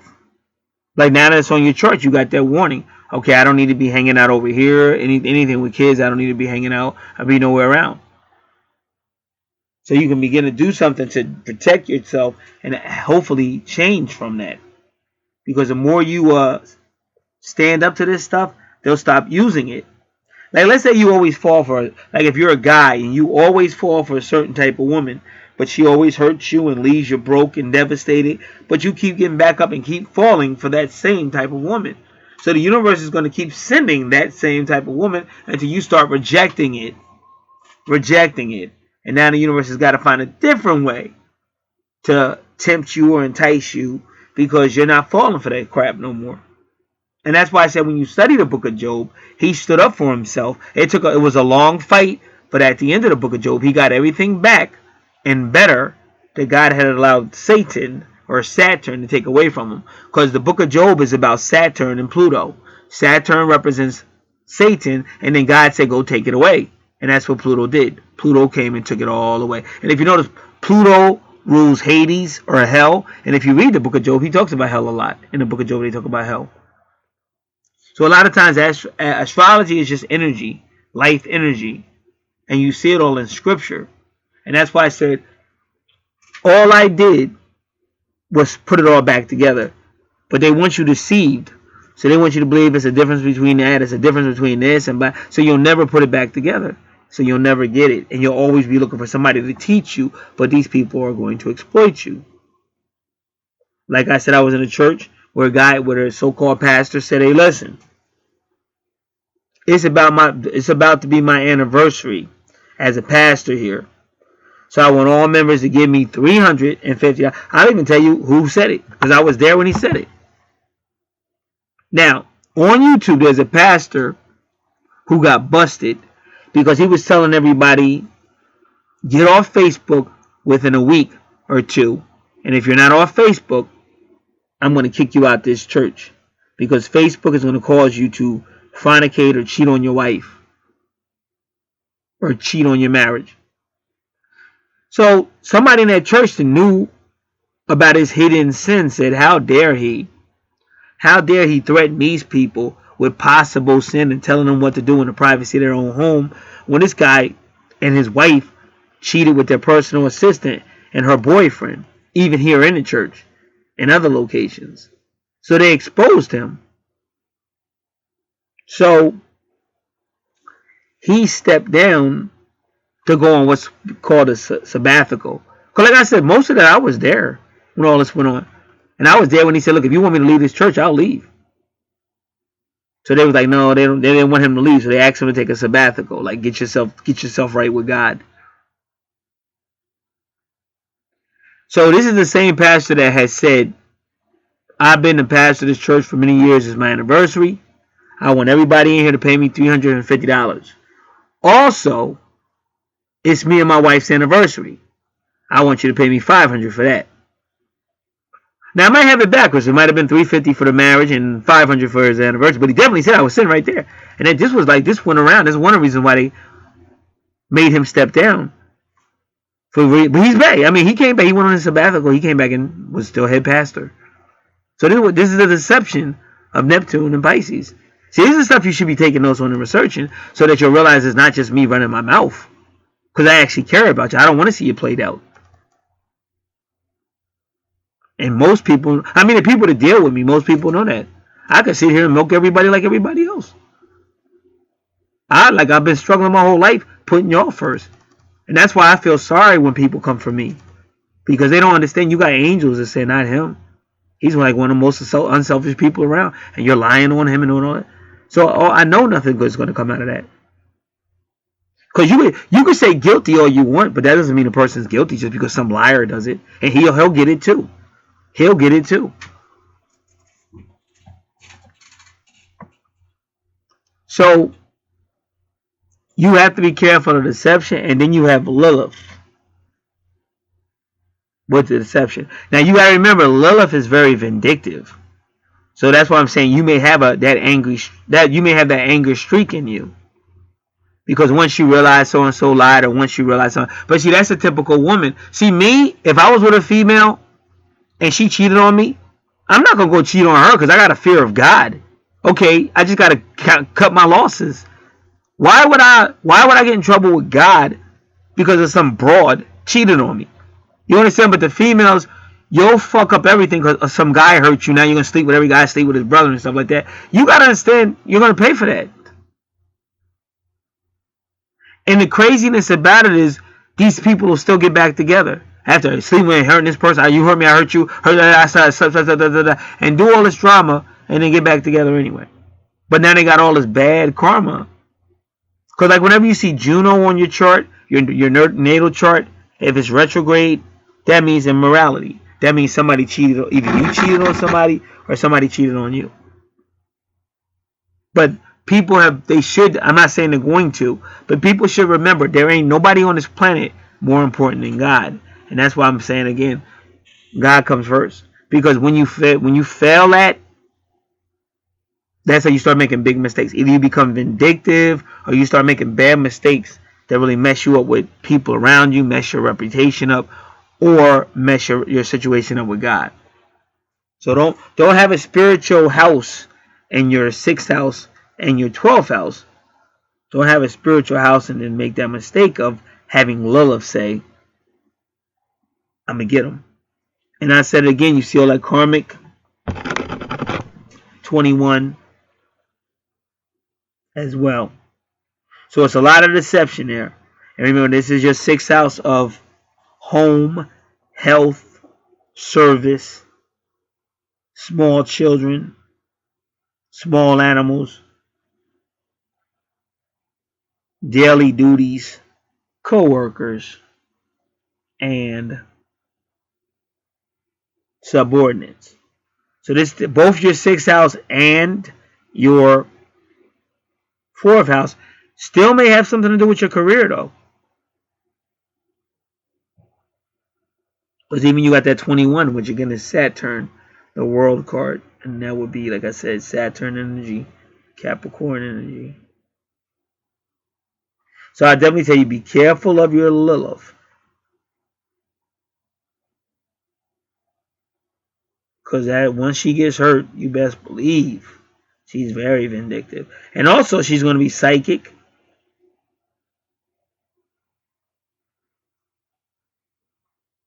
And that's why a lot of times something will happen and person doesn't realize why things start going wrong in their life. Like you might cheat on a female and you don't realize why stuff started going bad. You just go karma. But sometimes it's not just karma, it's also Lilith. Because she's very vindictive. And she'll haunt your dreams and stuff. And that's why I be saying when you be seeing people like their firstborn dies or crazy stuff, there's a reason for all that. And I'm telling you all again, believe me, I've been doing this for decades and I've seen it firsthand. Like I don't want to go too much into it, but my neighbor's house is cursed. And I'm not the only one to notice it because somebody else here has seen it. Like just a lot of weird stuff is going on over there too. But they've been harassing me for over 7 years now. And I just sat there and took it. I was hoping it would go away. And I just got sick of it. So I started standing up for myself. But now I got other troubles. Because like I said, evil is evil. So that's when I had to realize you're in for a fight. Like this ain't over yet. But unfortunately, it's just going to waste more time. But until they realize, okay, you know. And I've been in wars like that since I've been on this planet. So, okay. Now, 7th house. Partnerships, business, relationship, contracts, law, legal stuff, karma, courts, open enemies, possibly cemeteries. All in the 7th house, but you got Aries there. So it's aggressive. Now, it's 2 messages in that. This could be somebody who really, really wants a relationship.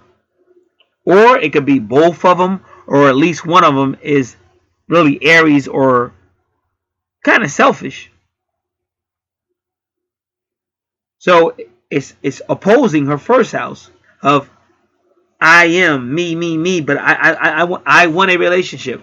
I want to be with someone. I don't want to be alone. I got all these fantasies and dreams of what my relationship should be. I really want to be with somebody. But when you get into the 7th house, which should be you're hit with I am. So either you're saying I am, I'm definitely going to get it no matter what. Or you're hit with somebody that's saying you're going we, they're going I.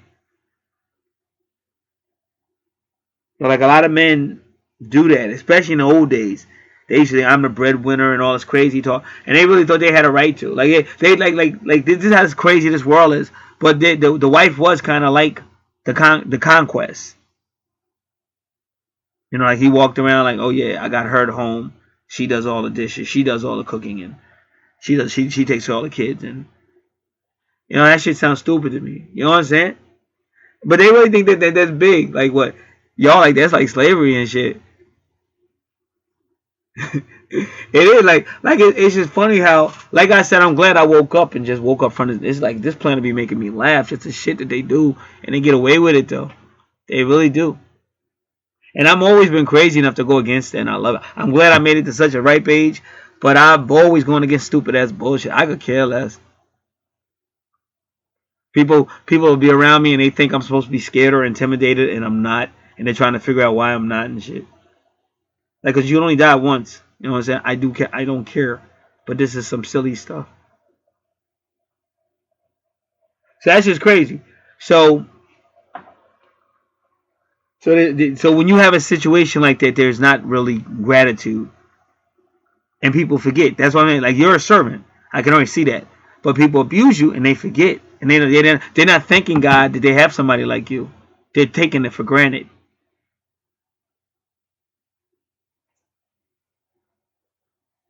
But some of the blame is on you as well because you let it happen.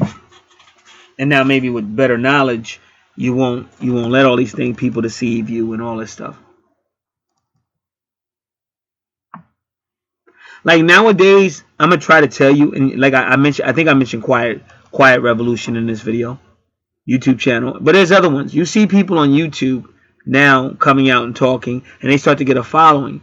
Now, Quiet Revolution goes all over, you know. And here's somebody that just had gifts and used them on YouTube. And even like I said, you take somebody like Paul Bagley, he had his people build him a studio and renovate everything. I think they basically helped him move and renovate everything. So the point I'm trying to make is, don't sit there and take your resources and fill up somebody else's pocket who ain't doing shit for you, but lying to you. Because that pastor was already a millionaire at the church I'm talking about. He was already a millionaire, but he was just milking them and milking them and milking them. I was there one day when he said Jesus Christ might have been poor. That won't be me. I'll never be. I love Jesus Christ, but I'll never be poor. Not saying you have to be poor, but his arrogance is what I'm saying. So of course that type of guy is going to cheat. And the only thing, to be honest, but I was kind of like, I gave him a lot of credit because his wife was right there with him. So like at least they're together. Like that's I look, cause usually he's cheating on his wife and she don't know nothing about it, or she's cheating on him or some crazy junk. But they did their dirt together, so I gave him credit for that one.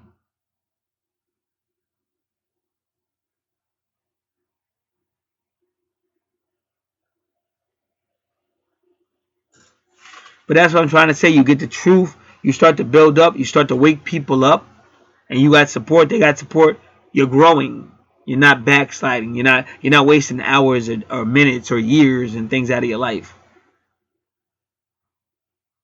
But you got to really believe in yourself, and you got to believe in your gifts, which we all have them. And you got to act wisely. And nowadays, like, I mean, this is why I love Spirit so much, because Spirit has made it relatively easy, where you could set up shop almost in like 24. You'll be within 24 hours. You're set up shop. And I've seen people go from low numbers to like unbelievable numbers. So you got to understand there's a lot of, like I keep trying to tell you, there's a lot of negativity against people like me because I tell the truth. So there's a lot of negativity, a lot of fighting. And also, sometimes when you're real confident, people don't like it. But you shouldn't be afraid. If you're telling the truth, you shouldn't be afraid. And like I said, people that deal with me, we don't have that problem. It's just the people that listen from the outside. They form a judgment based on just silly stuff. No, nothing really. Just listen to some stupid. They don't really study none. They don't pick up no book. They don't do no research. They don't do nothing. They just form a quick opinion. Oh no, I want somebody to talk to me like I'm a little kid.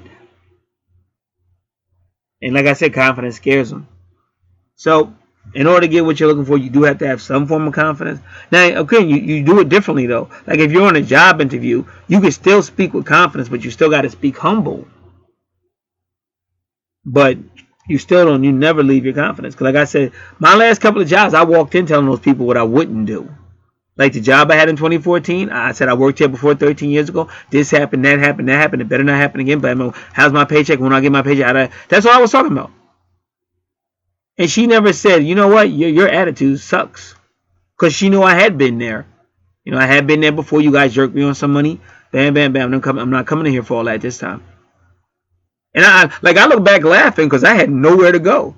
So I shouldn't have been talking shit anyway. But I was, for some reason. Like, I don't remember what the motivation was. But I know I was just mad.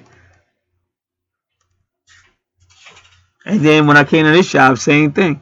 I was like, nah, I'm not doing that. Nope, nope, nope. And I'm not starting with that. No, I got experience in this. No, no, no. But that's what, like I said, when you get this, the real spirit in you, not this deceptive spirit. When you get the spirit, real spirit in you, you'll know what I'm talking about. That's why I'm telling you.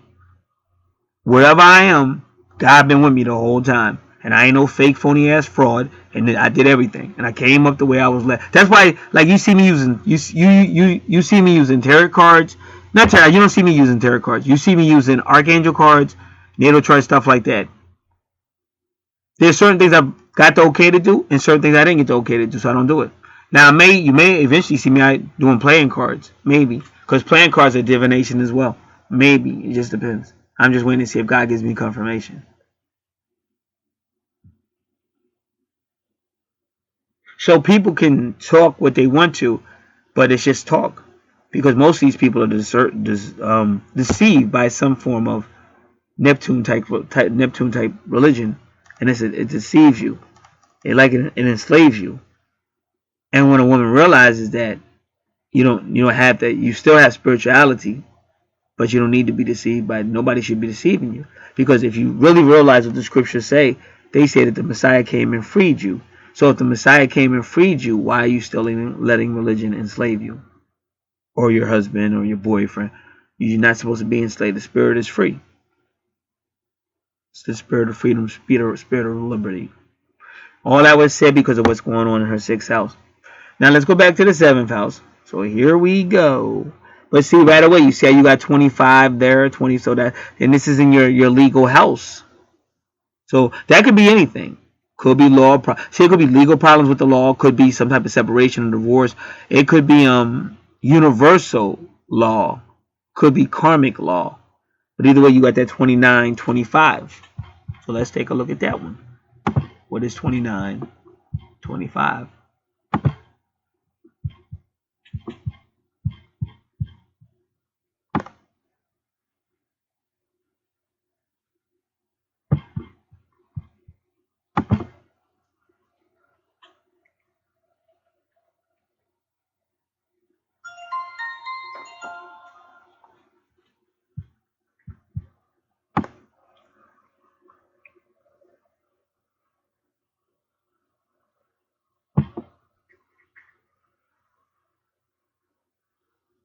Okay, angel number 2925 brings a message that your life working duties, these duties include serving and helping humanity in whatever way your soul guides you, are important, and you are being encouraged to put extra focus upon your spiritual path and life purpose.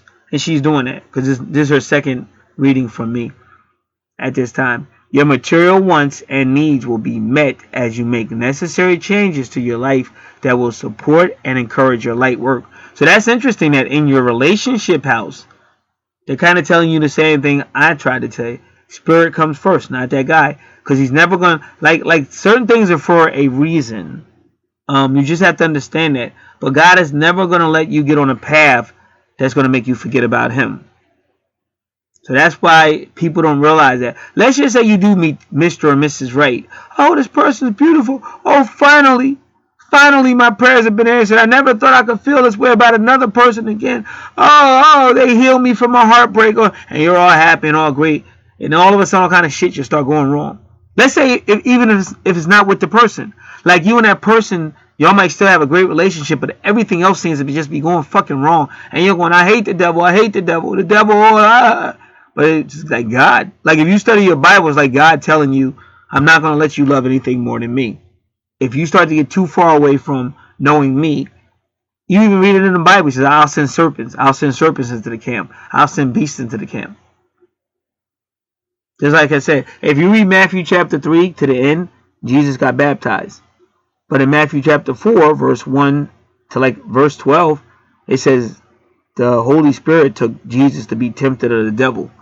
So yeah, why would God do that? Why would the Holy Spirit take Jesus to be tempted of the devil? And then when you read Job chapter 1 and 2, same thing. Satan, what do you think about Job? He's not, because he said, Satan, what do you think about Job? Isn't he righteous? Isn't he the most righteous man on the earth right now? And Satan was like, he's not that righteous. I could get him to curse you to your face. And then he's like, go down and do it then. Then it came back. He did it again. He said, I can still get him to do something. But you got to let me be able to touch him. You won't let me touch him. If I could touch him, he could curse you to the face. So God was like, do whatever you want to him. And then you can do whatever you want to him and anything about him, but just don't kill him. But anybody else, anything. And he did say he went down there and destroyed everything. But I told you that's Pluto retrograde.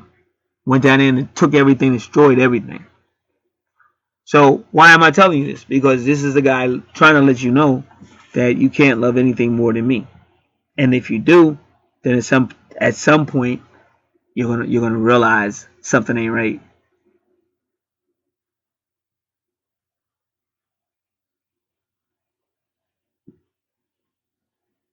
So they're telling you to honor and be grateful for your blessings and gifts and use them for the highest good and devote yourself to your soul mission. And they're also saying without delay. They definitely said, remember, I'm at Sacred Scribes Angel Numbers.blogspot.com. But if you ever want to know numerology, all you have to do is type in, even make it one word, type in Sacred Scribes Angel Numbers. And then you can just type in whatever number, or the website should come up. And then you can click. Angel number 2925 can also indicate that a current situation will be over soon. Now, isn't that important? Because that's what that 29 is all about. That anaretic degree will be over soon, and you will be able to find closure. So, wow. So that's how you know that somebody put your chart together. Because that's exactly what 29. We're still going to read it. Because this is what really interests me, your 7th house. Because like, I hate to see like a good person. It just hurts me. Like, I hate to see like somebody would probably be a great girlfriend or a great wife, and they just get fucked over and shit. Like, I hate that shit. But it's sometimes it is y'all fault because y'all don't listen. Like, I'm out here every day trying to teach, and people, you guys just want to go down that hill. Like, you got to go down that hill of the self-destruction and destruction and shit. Like, why don't you listen? I'm out here all the freaking time. That's why when I see it happen, I feel sad, but then I don't feel sorry. Because guys like me dedicated our whole lives to make people smarter, but for some reason they just want to be dumbed down. And then they're mad at me. How can you be mad at me when I'm trying to help you?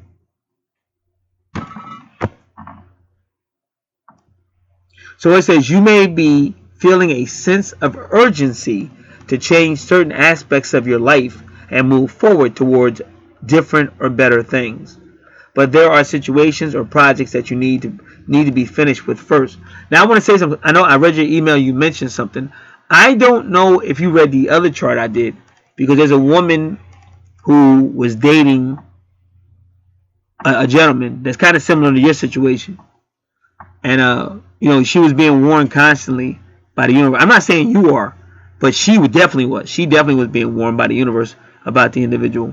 So I don't know if you saw that. But that's a more recent video. I probably could find it because I only did it like about a week ago, 10 days ago. It was like the full moon reading for June. Let me see. I don't think I ever made that. Yeah, hold on 1 second. I don't think I ever made that public. I can make it public now because that's a real good reading. Give me one moment. All right, so I'm gonna make it public, but I'm gonna shoot you the link.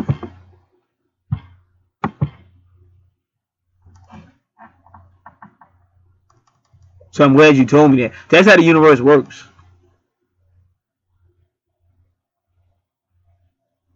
So they say you got to finish these projects or things up. Once you complete them, you will be free and clear to pursue favorable new opportunities and make the positive life changes you desire. So they're basically telling you this may be coming to an end. I still want to read the anaretic degree though. But you got to just finish this stuff up and keep moving. And like I said, if it is somebody who's not loving you or treating you, you should definitely do that, because even they're telling you that the universe. But love is out there for people that really want to be in love. Love is out there, but you just got to find somebody that understands that. Like, I'm not here for all this bullshit. I really want to be with. People do want that. Like, some people, like, I would want it if it's not all like crazy shit. But I'm doing, like, my life is valuable. Like, I do a lot with this planet. Like, I'm not bragging, but I'm just being fact. A lot of shit that people believe now, they weren't believing before I came.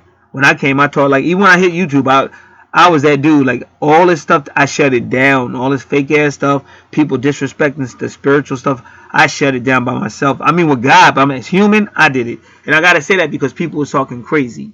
People, and even now they're still talking crazy because they're trying to change history and act like I didn't do it. Like a lot of people I woke up, now they're acting like I didn't wake them up. So you got to stay tough, you got to stay strong, and you can't let these people play you out. Bottom line. So it says use this time to make yourself stronger and more resilient and reflect upon the lessons learned. And that's exactly what I was telling you.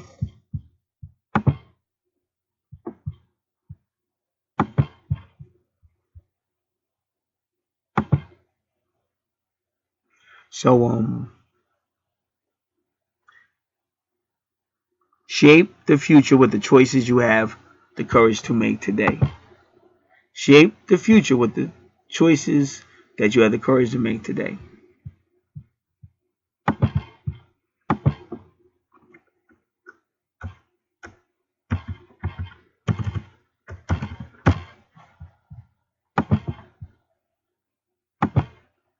All right, just give me a moment because I'm trying to make sure I find that video, that full moon video.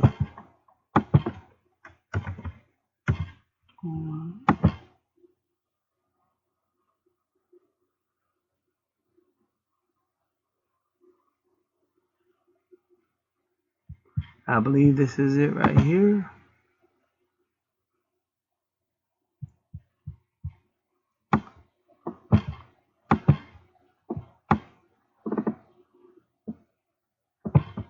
So it seems like I'm on the same page with the advice that the angels are giving you.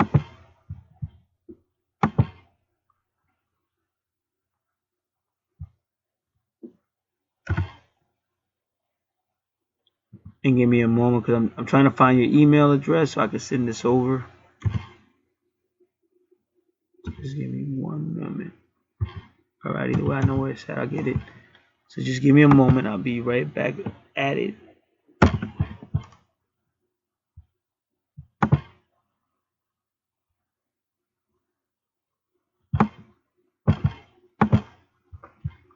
So I'm glad you came and said that because I had a video. I didn't have it for everybody because really somebody paid for it. So I had it for them. But now I can release it.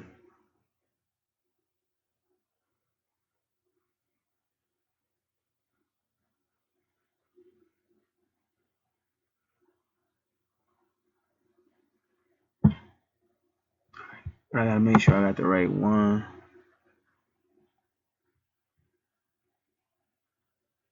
Okay, all zodiac signs. So let's look at this.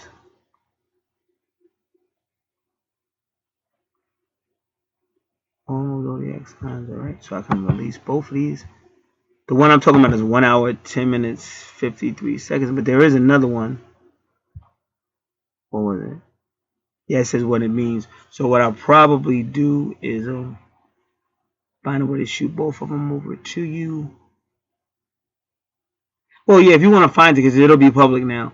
One says, this is the one I'm shooting to you. This is the one about her situation with that guy. Full moon Sagittarius, June 17. How was it?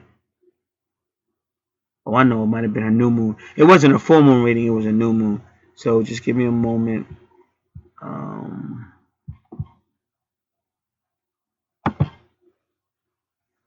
Just give me a moment because I'm in my dashboard and sometimes things run kind of slow. Public. Right. Update videos. You're right. I wanted public. And then I gotta find my new moon and do that one too. Alright, so let's get back to this. Alright, the anaretic degree.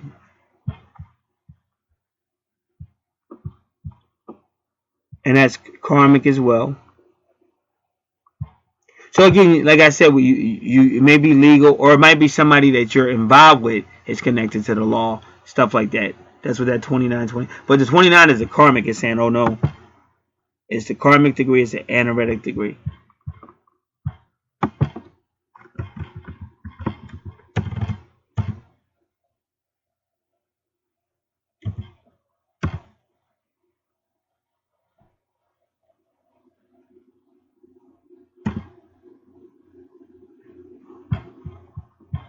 Alright, so give me a moment because I'm multitasking, looking around.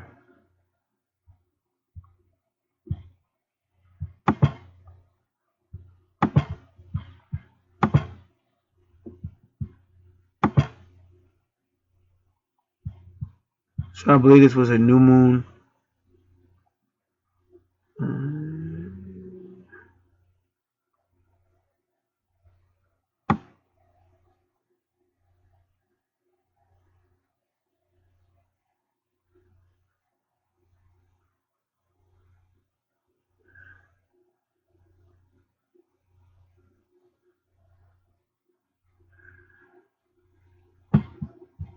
Alright, so I think this is it.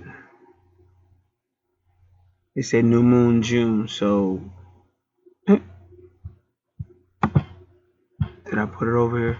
Because I'm multitasking and you got to really make sure you stay on top of it, because all it takes is one change in and you'll forget or something. Or you thought you did something and then you find out later on that you didn't.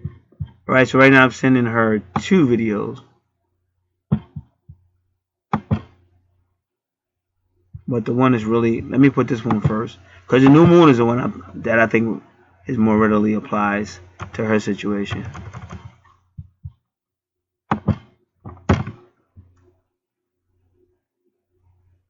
Right, so now she has both of them. But I still have to make sure that on my dashboard that I made it public.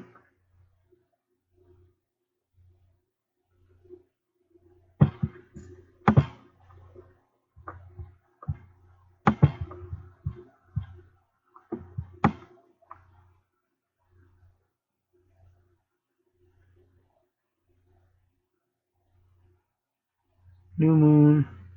Okay, it is public. I just want to make sure that's definitely it.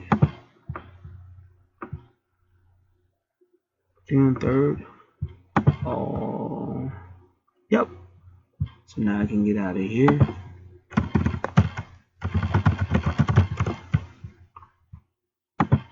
Just got to get your email address. Will only take me a moment, and I'll make sure that that letter that was missing, I'll make sure it's not missing.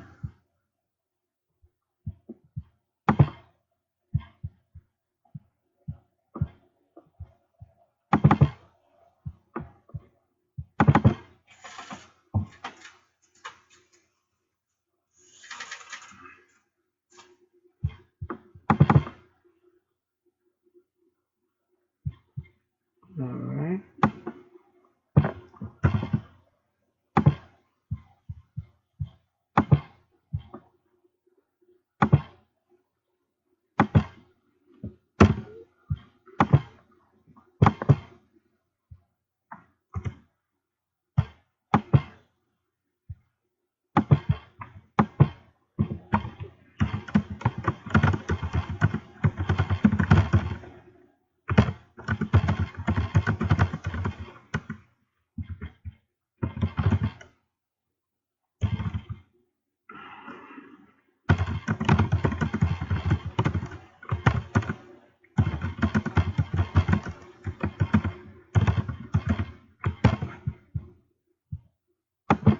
All right.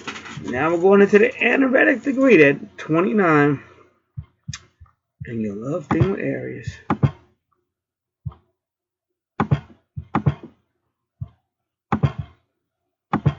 Now we do have to talk about it. Let's just say she is trying to get away. Let's just say she likes this guy maybe because my best friend, like I said, from Cali, she had a relationship with an officer, and it went south. It went sour, and they had a child together. And so he took the kid and said, "You'll never see the kid," and all that. So now y'all have to understand. I know my dad, like my best friend. We go back to 1994. Like really my best friend. She knew everything about me. I knew everything about her. Now, she was by far the nicest, most angelic person I ever met in my freaking life. I wouldn't be sitting here talking to y'all right now if it wasn't for her. Because in 1994, I was so fucking fed up with this bullshit planet. I was about to get out of here. The quick way, baby. Hopefully quick. And then the universe sent me her right on time. That's a true story. When I heard I was laying on the bed talking real slow, I was depressed. And it was her and 2 other females. And we was all on the phone. All on like whatever you call it, 3-way or whatever.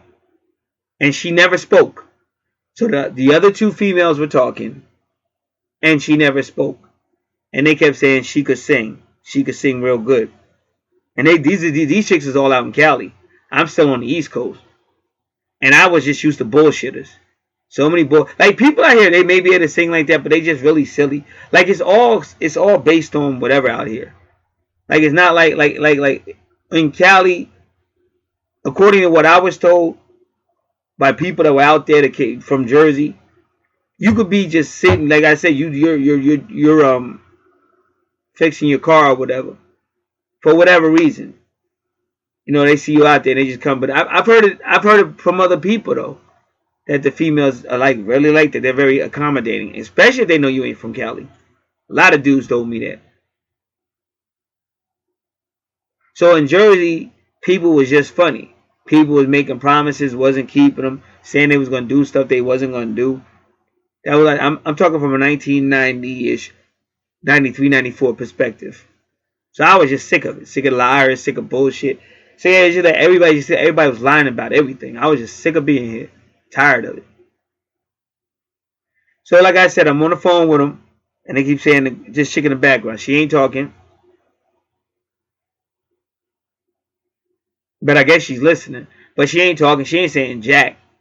I don't even know if she's laughing. I just know she's, and I'm mad. I'm mad because I'm tired of this. I'm really tired of this. So they kept saying she could sing, she could sing. So I got sick of them saying that. So I said to her, I said, you could sing? She said, yeah. I was like, why don't you sing then? Because I got sick of them saying she could sing. So she said, what you want me to sing? I told her to sing my favorite song at the time was SWV, Weak in the Knees. If you ain't never heard that song, go check it out and do yourself a favor, boy. Them girls can blow. So it's SWV, Weak in the Knees. So that chick started singing, and from the moment she started singing, it was like an angel or a spirit came in my body, and I set up. I came back to life. And then from then on, me and her became like best friends. And that's like a soulmate resurrection. And but this is what I be trying to tell y'all. But everything happened to her. Anything you could do to a human, anything you could do to a female, anything you could do to a girl. Because this started when she was young, was what I'm trying to tell y'all. Stuff that started happening to her when she was about 5 years old. Which I ain't gonna go into, but it's horrible. She been through everything. And if y'all knew how many times I witnessed her go into the operation, and all the medical facilities are telling you you're gonna die, or that baby inside of you that you're carrying gonna die. Either you or the baby or both of y'all are not coming out of this operation alive. And she went in all them operations and came back out again. Last time, let me tell you, last time I seen her, I came on Facebook and she was there, and she like, Gary, she said, I'm scared. I said, what you scared about? She said, my cancer, the tumor is wrapped around my heart, and they said I'm gonna die. I started laughing at her. She said, why you laughing? I said, how many times you done heard that? I said, you ain't going nowhere. I said, you're gonna go in that operation, you're gonna come out, you still gonna be alive. And that's exactly what happened. And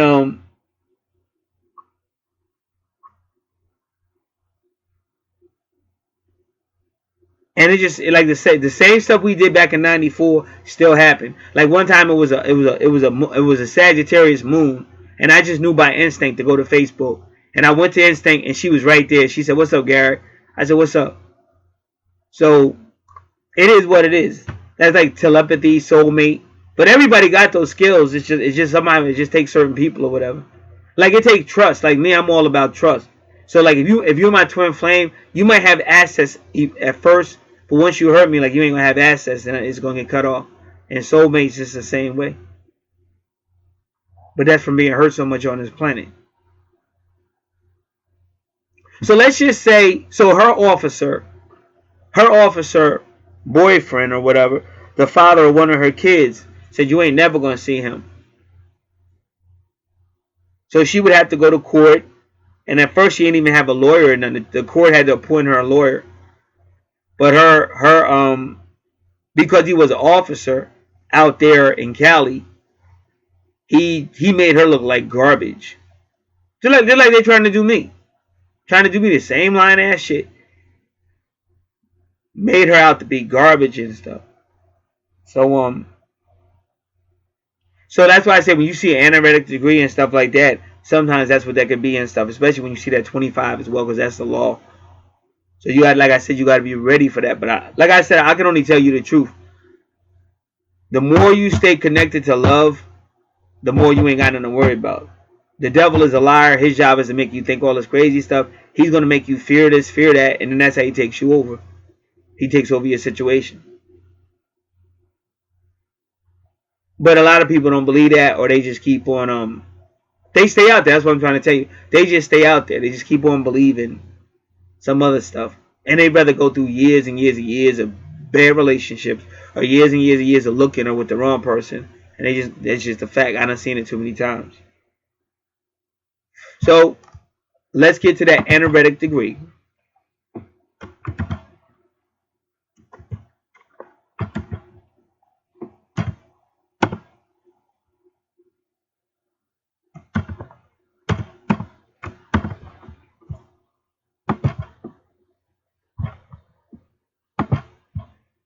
Give me one moment.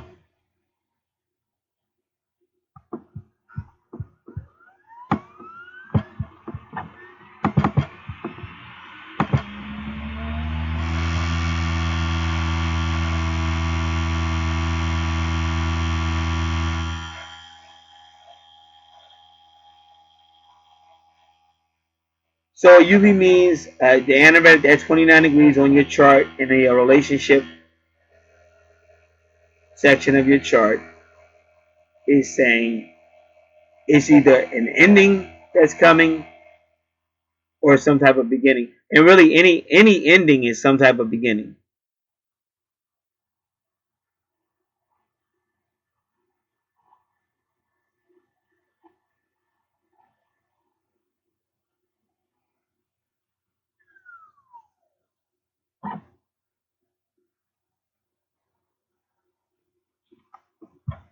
So that's what I say. That's what I'm telling you.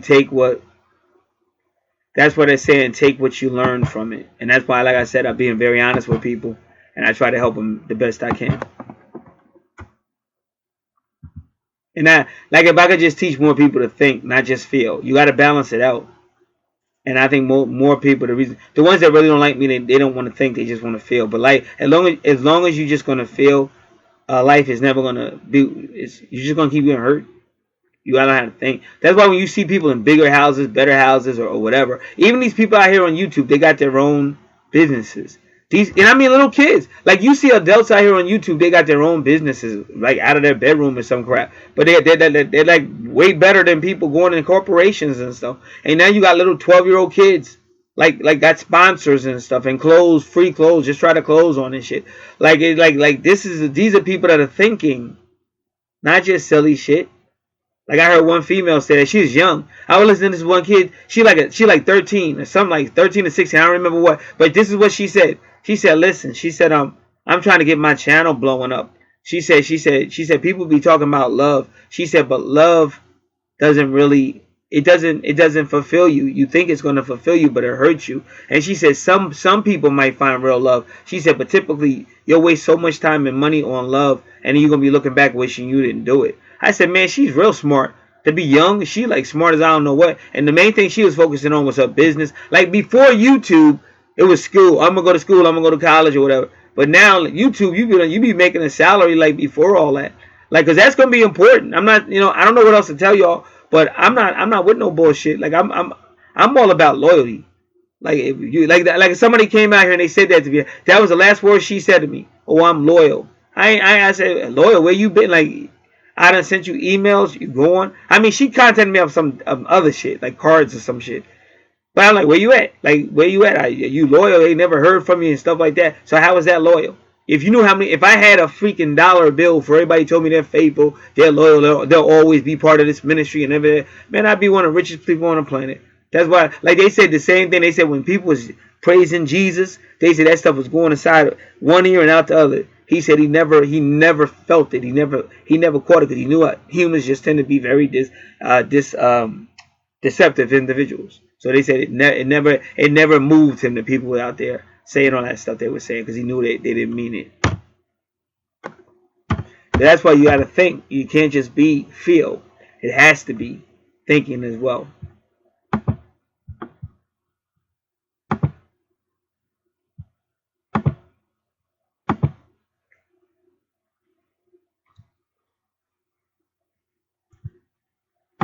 So on your chart,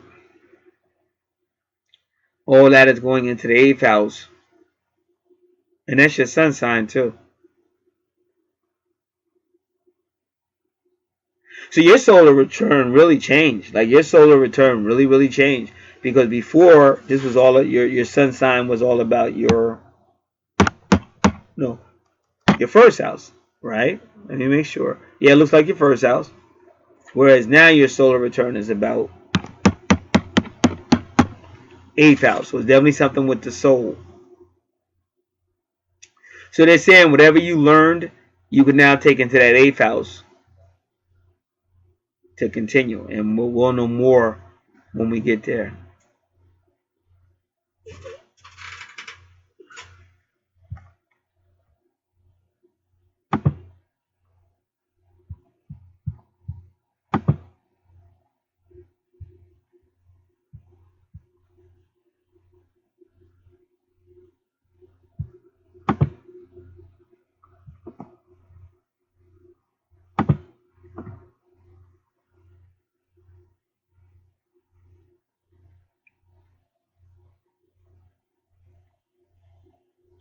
I also want to make sure your free report came, because I know we had an email situation. So I don't remember if you got it or not. So what I'm going to do now is send that right now. Because you really need to know your 8th house, because that's where a lot of your activity is.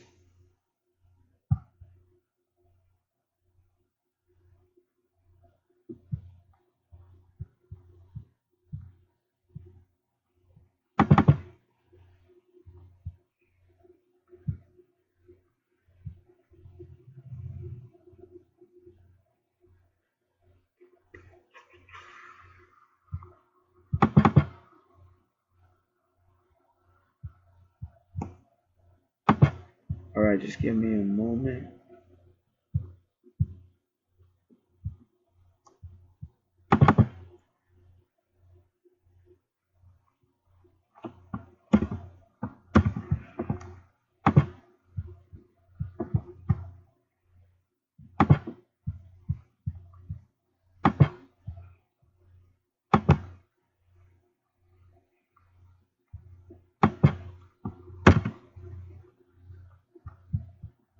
And like I said, I just got to do a couple of things.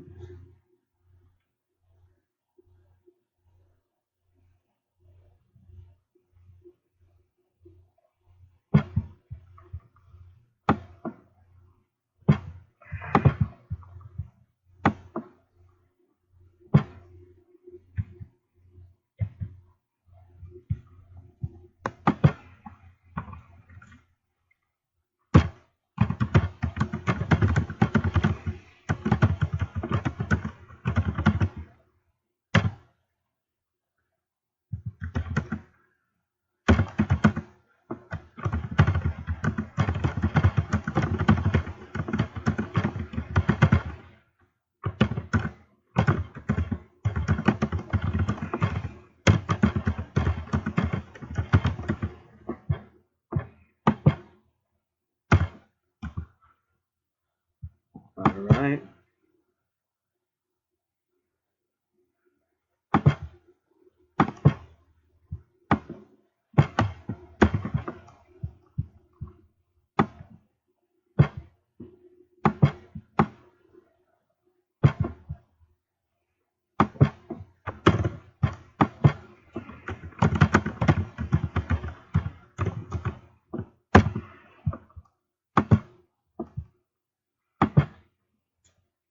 All right, so now we go back in.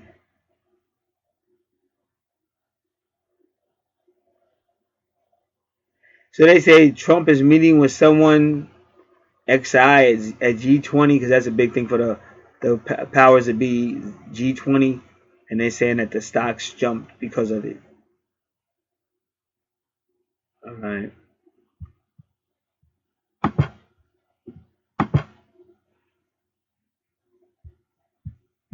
So 29 degrees, because before we do that, I want to do something else.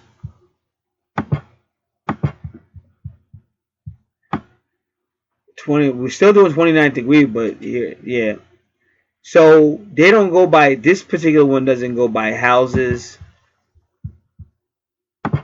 but really this is a lot of Libra stuff too, because Libra rules your 7th house. So I don't want to just go 29 degrees Aries, because they're not telling you where Aries is at, and where it's at, what house it's in, is most important. So what I want to do is go 29 degrees Libra first, because Libra rules that house. Because this is definitely going to be a relationship, anaretic karmic situation. So 29 degrees Libra may signify the end of a cycle where a pressing legal issue is involved. And you see that 25, it is a legal issue. And if it's not a legal issue, but it's still got a legal representative right there. And like I said, he may try to do the same thing that my poor dear friend tried to do. I think when you're a guy and you really go after a female like that, I think you're a sleazeback. I mean, if she hurts you or whatever, sometimes you got to just learn how to lick your wounds and move on. And I know it's painful, but to sit there and try to really destroy her and all that, just move on. And that's why I said, because like even my neighbors, they're trying their best to pull me into this, but I am going to defend myself, and like they're not going to keep doing what they were doing. Those days are over with. They are going to hear from me. You're not going to have your junk all over our lawn anymore. It's times have changed. People start having health problems. Plus, I got a mother to think of. Like my mother, sometimes she has to drive herself to the emergency room. What are you going to do when she's trying to drive and the driveway is blocked by their debris and they won't come pick it up? So those days are over with. It doesn't matter what they're talking about, because if they don't do their jobs, like the township, whoever, it's going to go higher than them. But this is not over with. So they can keep playing these silly little games they're playing, but we'll see. That's all I can say. So they said the same thing, but you do have to tie up loose ends. 20. So like I said, what they're trying to tell you to do, and I'm going to give you a very strong warning. See, I just got finished giving out whole stuff about feelings and all that, because this is what people do. You won't move on. Like you might break up or separate, but still inside of you, because you're a faithful person, I can tell, and you're in a little fantasy world, I can tell, which is nothing wrong with it. But on planet Earth, you're going to get screwed. That's just a fact. Take it from somebody that used to be the same person. Service, service, service, love, love, love. I was the same guy. Not anymore. You gotta be bringing something to the table, because we're not gonna. The days of me getting fucked over are over with. It's just not happening. And like I said, I'm glad I met the Archangels, because they cleared that up as well. Now, so they keep telling you to tie up loose ends, which they're telling you to cut it and move forward and don't look back. And what I'm kind of warning you is you have to be careful, because some people go crazy, because some people don't want to let it go. And some men will try to destroy you. Some men will physically try to hurt you, especially that type, because those types have a history. That's why you really need to listen to that video, that new moon video, because I fully explain the woman out here in the same township that the preacher got caught in. He shot her in broad daylight, his wife, his ex-wife or whatever. And he was surrounded by fellow officers. He still killed her. Broad daylight. So when they're telling you to loose ends, to me, take that as a warning. They're telling you to tie up all loose ends. In other words, cut it and get it moving. As far as love, I gave you so much wonderful advice. Hope you apply it, because it is out there, but you just got to want it.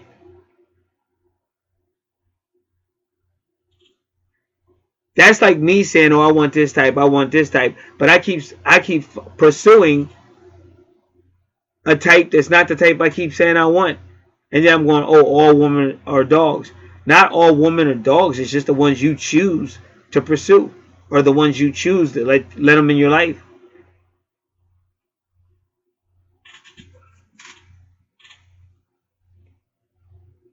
So they say 29 degrees in Libra signifies divorce, and if it's not a divorce, it's a separation or whatever. Now, again, I'm only doing 29 degrees Libra because Libra rules the 7th house. But it's really 29 degrees Aries. So let's read that. Again, it's the end of a personal cycle. And they say this person might undergo physical change. And that might be physical change the way you look, but it could also be physical change like location.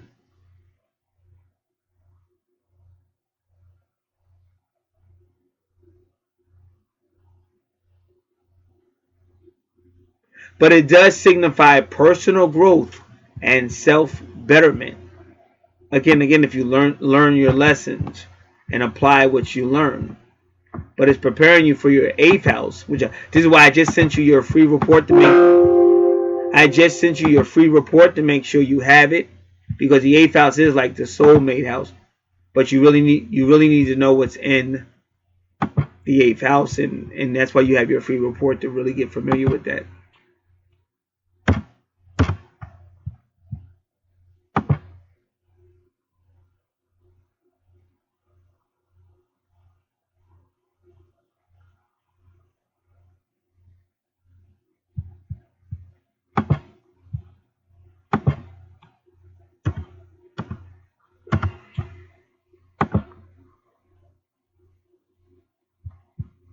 And ironically, that person, those videos I sent you, she's a Taurus too, I think. I think because your sun sign is Taurus.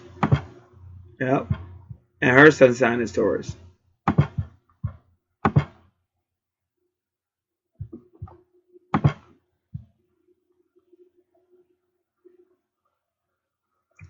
All right, so love, Venus rules your sun sign, Taurus, and Venus rules Libra, where all this is going in your chart. So you and planet Venus have a connection. And like me personally, I have connections that really are connections, like proven, unbelievably proven. But that's why I said the more you wake up and detach from this matrix you're in, the more you'll start to detach from where you really come from. So Venus is really trying to bring a situation that's not beneficial for you to its end, and she's telling you to cut all ties, get rid of all loose ends. Don't try to get back. Don't think he's going to change, because this is all he's going to like that. You're going to keep being deceived by Neptune and Pisces and the moon and all these 18 degrees on your chart. It ain't really going to work. And like I said, a lot of people, because they be on this twin flame journey, they really believe that it'll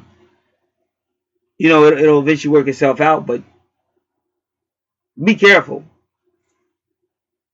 I would strongly advise, if you feel that way, to get updates through readings before you jump back in.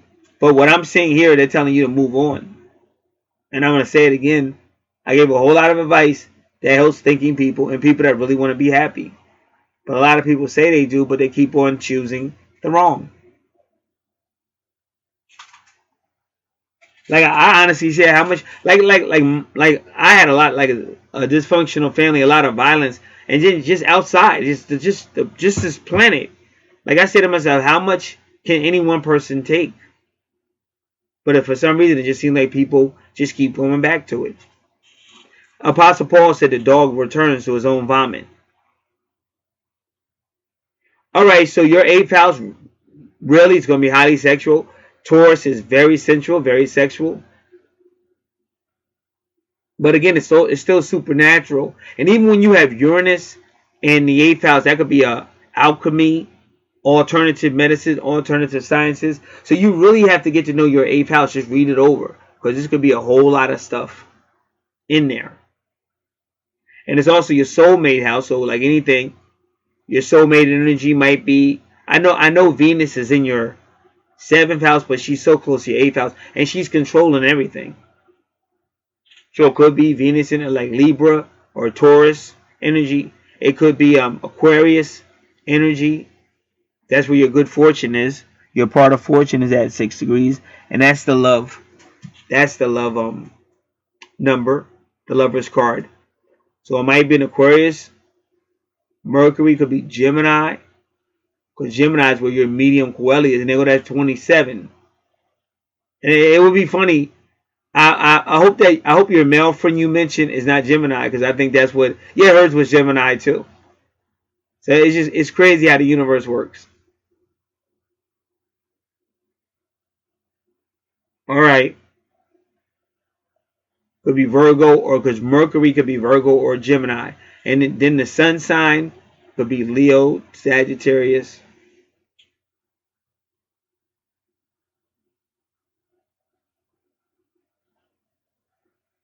or Aries. And you do see Aries in your 7th house, but you do see Leo in your 11th. And ironically, your Sagittarius goes all the way up to where Gemini is,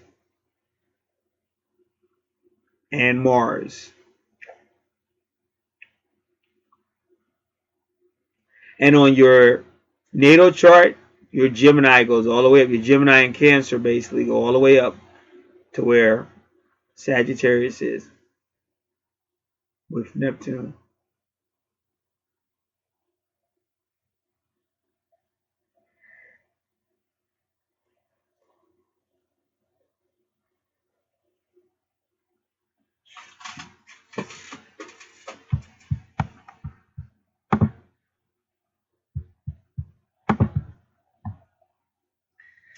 All right. So once again, 3 degrees is Empress card, or Venus energy. And basically it is creativity, but also it can be like something youthful, new, or even a little immature.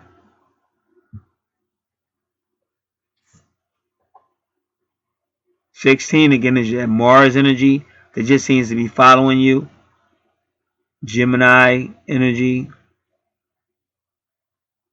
And but see, then at 0-1 again is you're still being warned about fast talkers, because the Gemini is 16 degrees and 1 minute, but 1 is the magician card, and he's a master of bringing things into reality out of nowhere, and he's a master of making you believe what's not necessarily true. So we've already proved that. So you have some type of connection to deceptive energy. Deceptive energy. It's almost like if you're going to buy a car, they'll say, "Oh, I got one over here right now. We're going to sell her everything." So you just have to be real careful and be aware of that.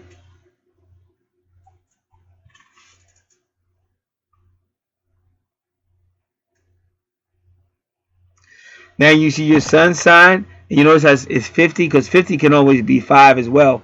And your sun sign is 5, but I think I told you that already. I told you 5 follows you.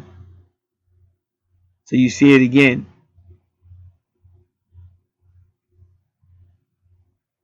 And isn't it amazing? Yeah, I'm glad. I'm glad you got. I'm glad you requested this solar return, because I forgot. For everybody, she's the one who was born directly at a new moon. Now the scary thing about, I keep telling you about that number 14, which is also 5. That is also the angel of time, but that angel of time stands at the gateway of hell. So that's why we're trying to tell people you have to be very careful, because a lot of people think, "Oh, I don't believe in it," but it believes in you. It's like, "Oh, hey, let's this violent animal is coming to eat you and kill you." Oh, I don't believe in that crap. That's mythology. But he damn sure believes in your ass. So you can't just say you don't believe. That doesn't mean it's not going to happen. So that's why I'm trying to tell you, a lot of times we have to be careful, because some of the decisions you make may be deadly ones. Because I told you that number 14 followed you too. And that's scary, because I was like, wow, why would somebody be born at the exact moment of darkness? Because that's what the new moon is.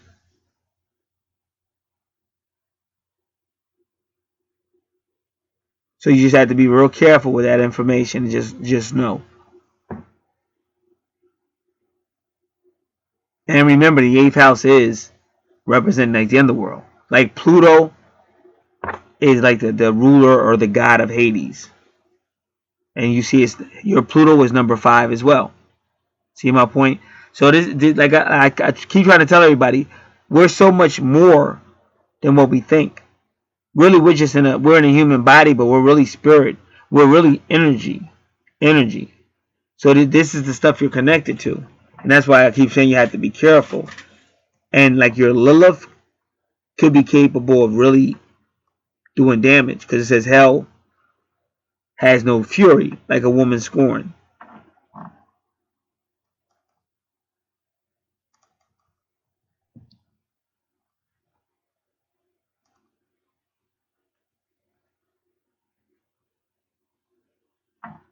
So number 23 is a person who's very sensual, very witty, very intelligent.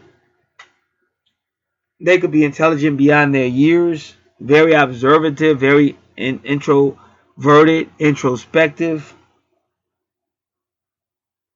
But 23 could also be like Uranus, like out of nowhere, whatever happens.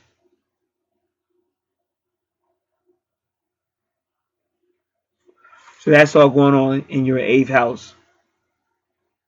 Also, in your 8th house, another warning, because Taurus is the sign of your money. Taurus rules your 2nd house, the sign of your money. But unfortunately, your Taurus is in the 8th house, which is the sign of other people's money or shared resources. But that's implying your money isn't your money, like you're giving up your right to your money to somebody else. And that's not wise either.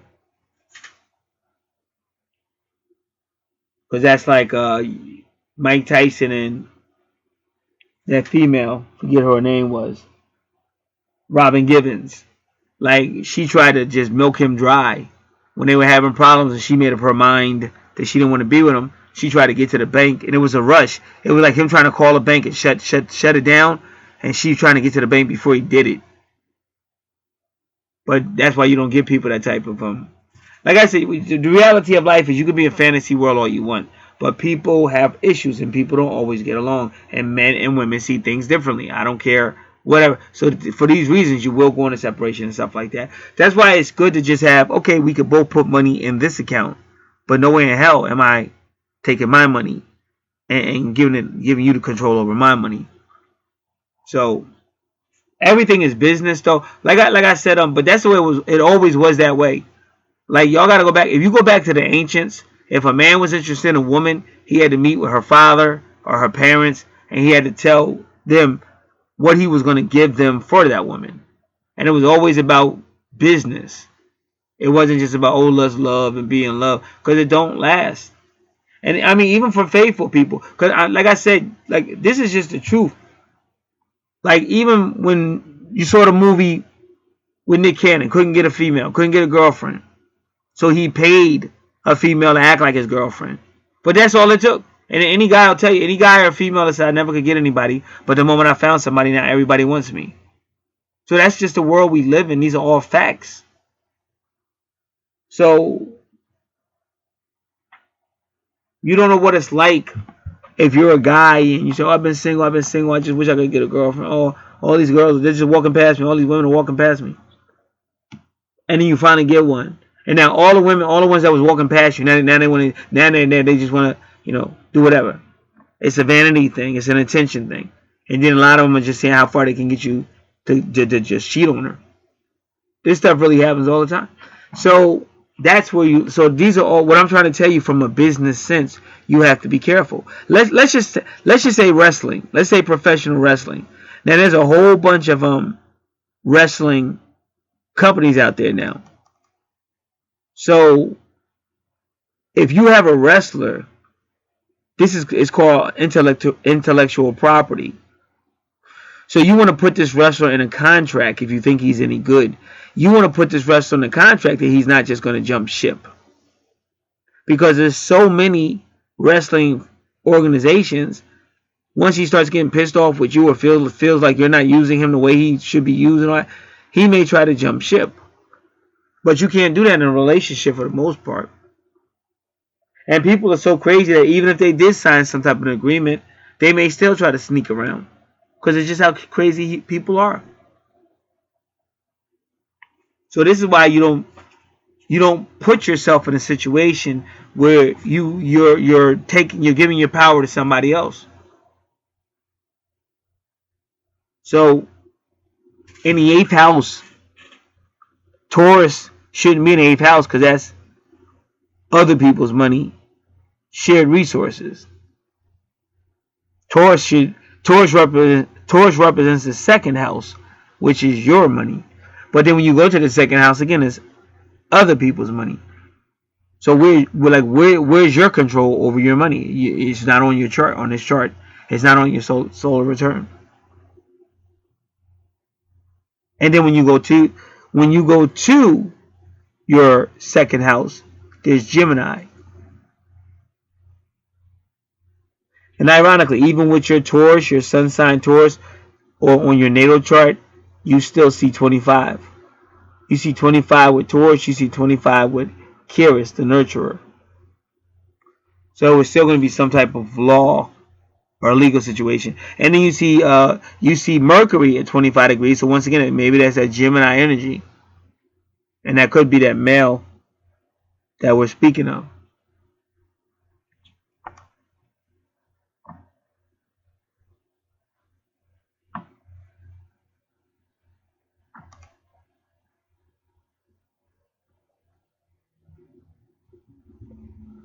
So then you hit it again, the 9th house. Now, this is where it gets interesting.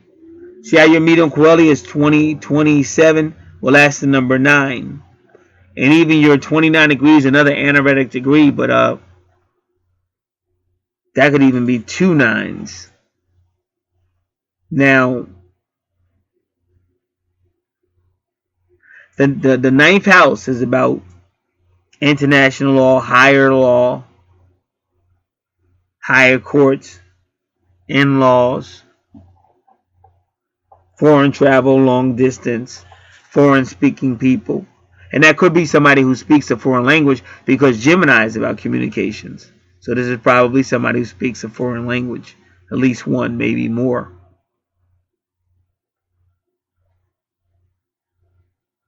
Religion, philosophy.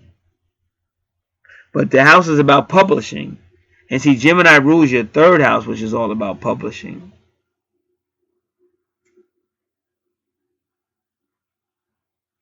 So now his 27 degrees, he's still a diplomat or whoever it is, still very diplomatic or a good speaker, but there goes the number 20 again.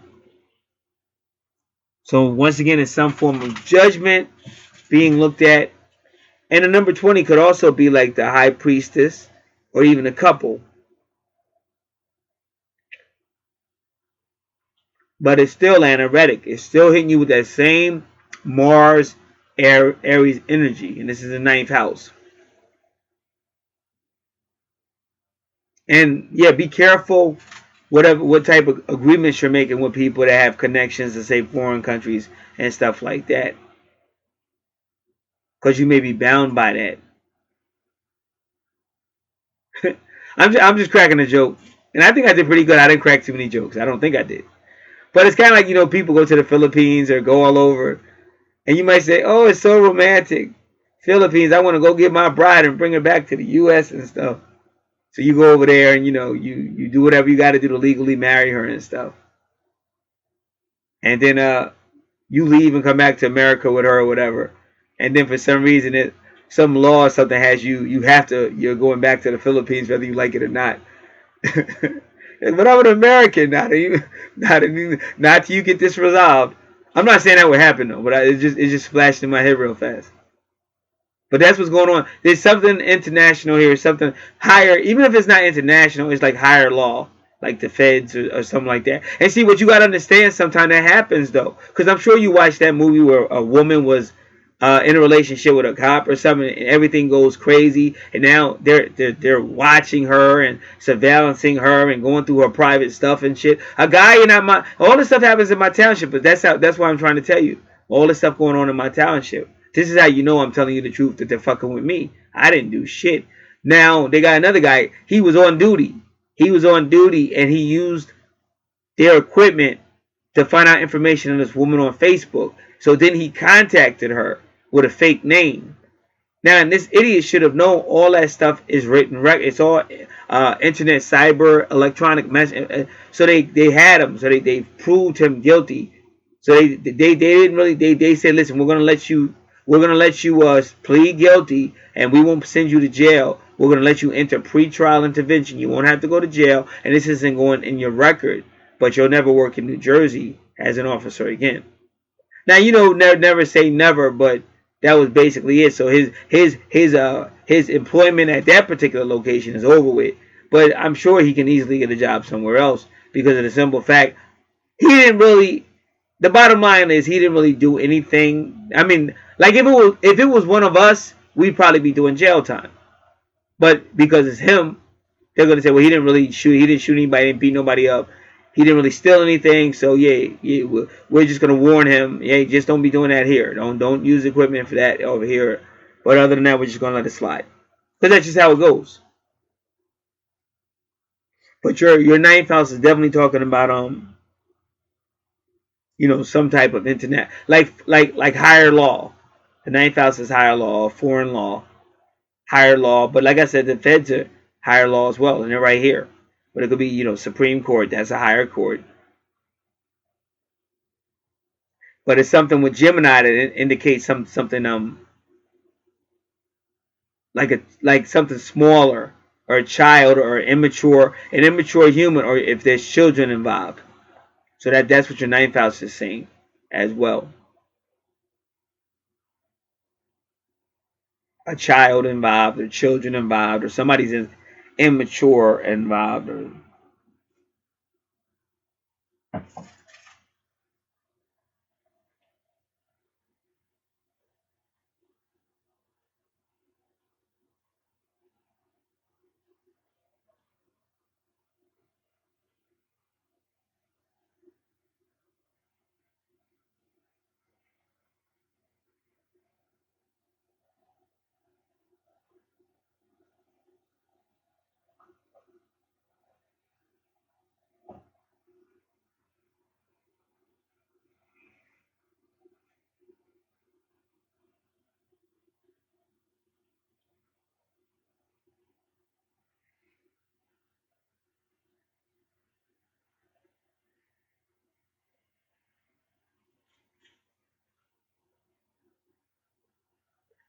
All right.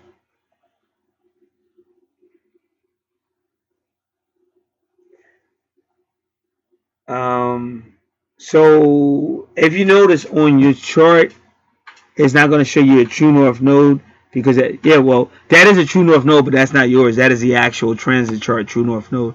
But normally medium coeli connects to your true north node. So again, it is family, but like I said, it's the fourth house. So this is still karmic because they're still connecting your family or your fourth house to all of this. And remember, because I didn't say it till now, but it could even be his family, because you don't know the connection between these two people. You don't know if they were married or close to marriage. And sometimes you'll just have like a fiance or girlfriend, but she's still hanging out with your family and stuff like that. So astrologically speaking, that still applies. So this medium coeli is the same thing as your true north node with Cancer. So again, it's going to be somebody's family, mother. It could be teenage to adult education, land, property, or real estate. The Imum Coeli, the heart, vehicles, and travel. Now, that 19 degrees is the sun, but it's also 14 degrees. And like we said, the 14 degrees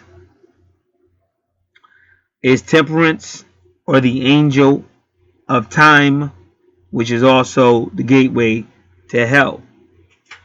So that medium coeli and this true north node are connected together. So like I said, this could be some type of in-law situation going on, family. It could be people in a foreign country or foreign speaking people.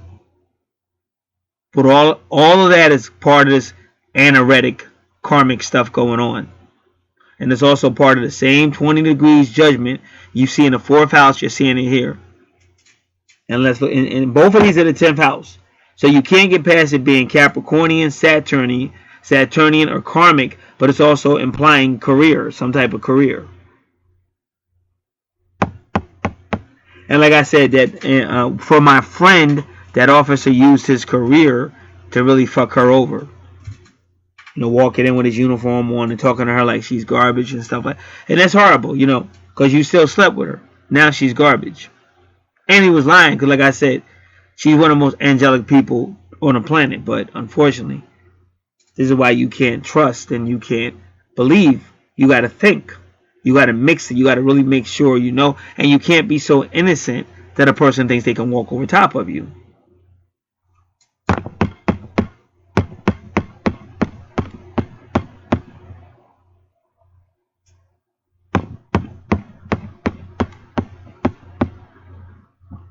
So yeah, so it's just doing a lot of playing. It's playing between the 9th house and the 10th house, but they're almost working together.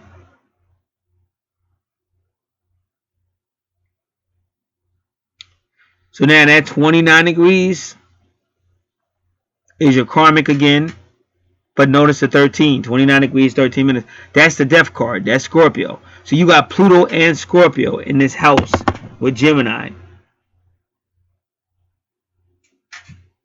So that could be something immature, very emotional, and very emotionally immature.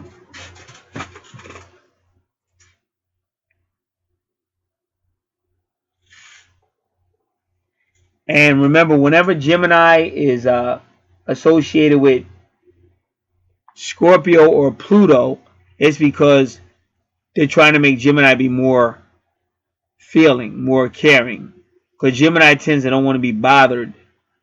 He'll get surface information, but he doesn't want to be bothered. And if he's in a relationship and he doesn't like the way it's going, he has no problem, either cheating or somehow trying to get out of the relationship. But that's why I keep trying to say I believe that 27 degree is that gentleman. Like I said, that's what this guy did. He would walk in the courtroom with his uniform on, and he's acting all professional and all that, and he's just talking crazy about her. Oh, she's no good. She can't mother this and that, and saying all this crazy stuff. But his real agenda is he just doesn't like her. He don't want her around. And he's just trying to hurt her because he's trying to do her the same way women do men. Oh, you can't see your own kid. Who would say some shit like that? Like, it's just certain ways to do certain things. Like, if you thought it was a reason for it, and you're just trying to protect the kid, that's one way, but you can still work it out, some type of public or whatever. But just to tell them they can't see their own kid and stuff like that. See, it's not their fault, it's not the kid's fault, because you gotta remember you jumped in bed with that person. So if they weren't good enough for the kid, why didn't you either not jump in bed with them or just make sure you practice some type of thing that the kid wouldn't be born? So to try to blame them for your failure to do what you did, again, it's another weak thing people do on this planet, which is why it just stays the way it is. Which is why I'm going to say it again. Is why you always have to protect yourself, because you're always going to be pulled into some bullshit by people like that. Whether it's neighbors, whoever it is, they're going to pull you in. They're going to try to blame you for some laziness on their part or something they fail to do, and they have no conscience about destroying your reputation or hurting you and stuff like that. So here you go, 29 degrees. Now remember, this is counted as a 9th house. 1, 2, 3, 4, 5, 6, 7, 8, 9. So you're going to do 29 degrees Sagittarius because it rules your 9th house, and you're also going to do 29 degrees Gemini. And again, these are oppositions for a reason. Sagittarius again is more. It could be about immature energy versus a more mature energy, or it could be like I said, foreign speaking people, in-laws, and it does seem like it's about that a lot.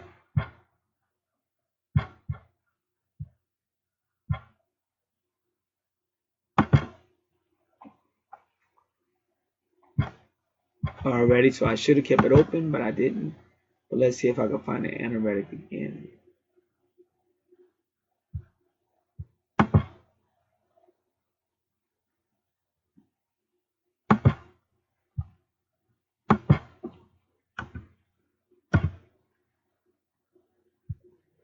All right, we have it.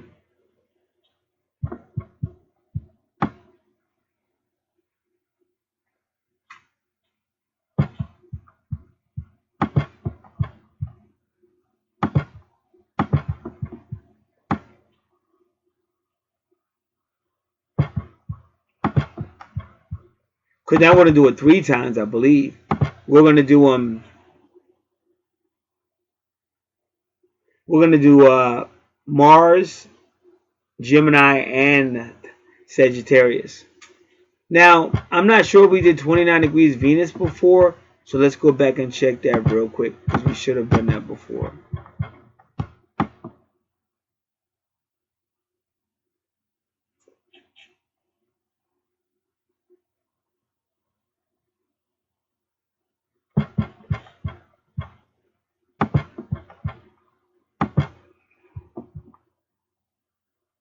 So 29 degrees Venus, again, the end of a relationship cycle.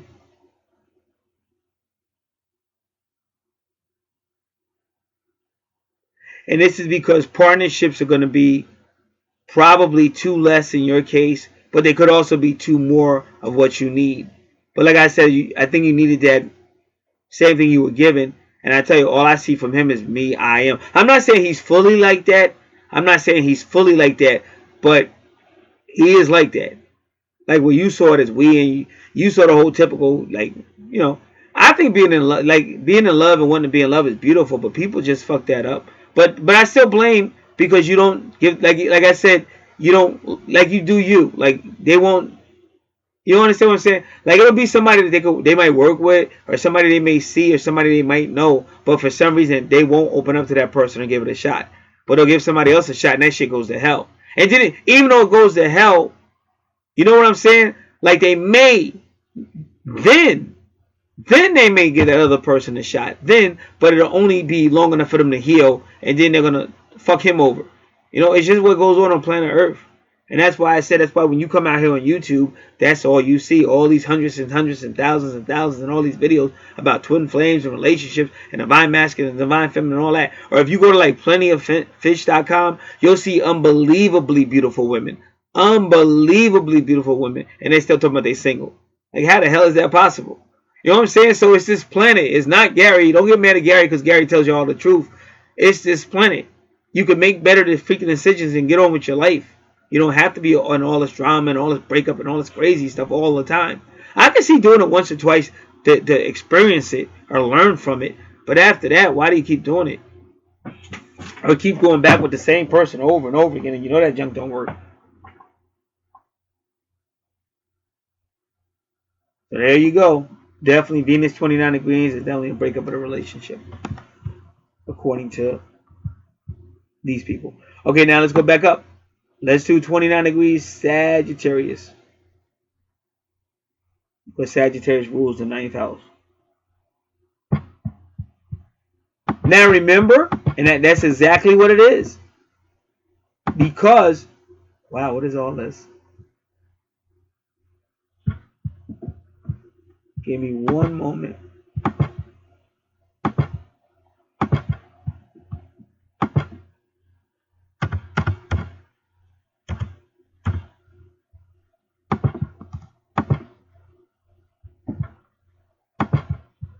Hey, a long time ago, because like I said, I used to be a garbage man, like the 1980s, late 1980s, and there was this Asian family that was on the route, and their daughter had married this white guy, and I guess something went wrong. So what they did, they threw the pictures out. Like they threw out all the wedding pictures, and it would be big pictures too, like a big picture, you know. And they threw it all out at the curb. So I pulled up and I looked at it. I pulled it with the garbage truck and I looked at it to take all the stuff. And I looked at it. And I left every single wedding picture. I wouldn't take it because I wanted them to think about it. And I pulled off and left. And when I came back for the next time to pick up the garbage, they hadn't thrown those pictures out. So maybe I made them think about it. Like, do you really want to, do this? And then I guess they changed their mind and they didn't do it. Or they just found another garbage can. You choose, people. I want to believe that they thought about, wow, that is our family. No matter how mad we are or whatever's going on, that's still our family. All right. So now,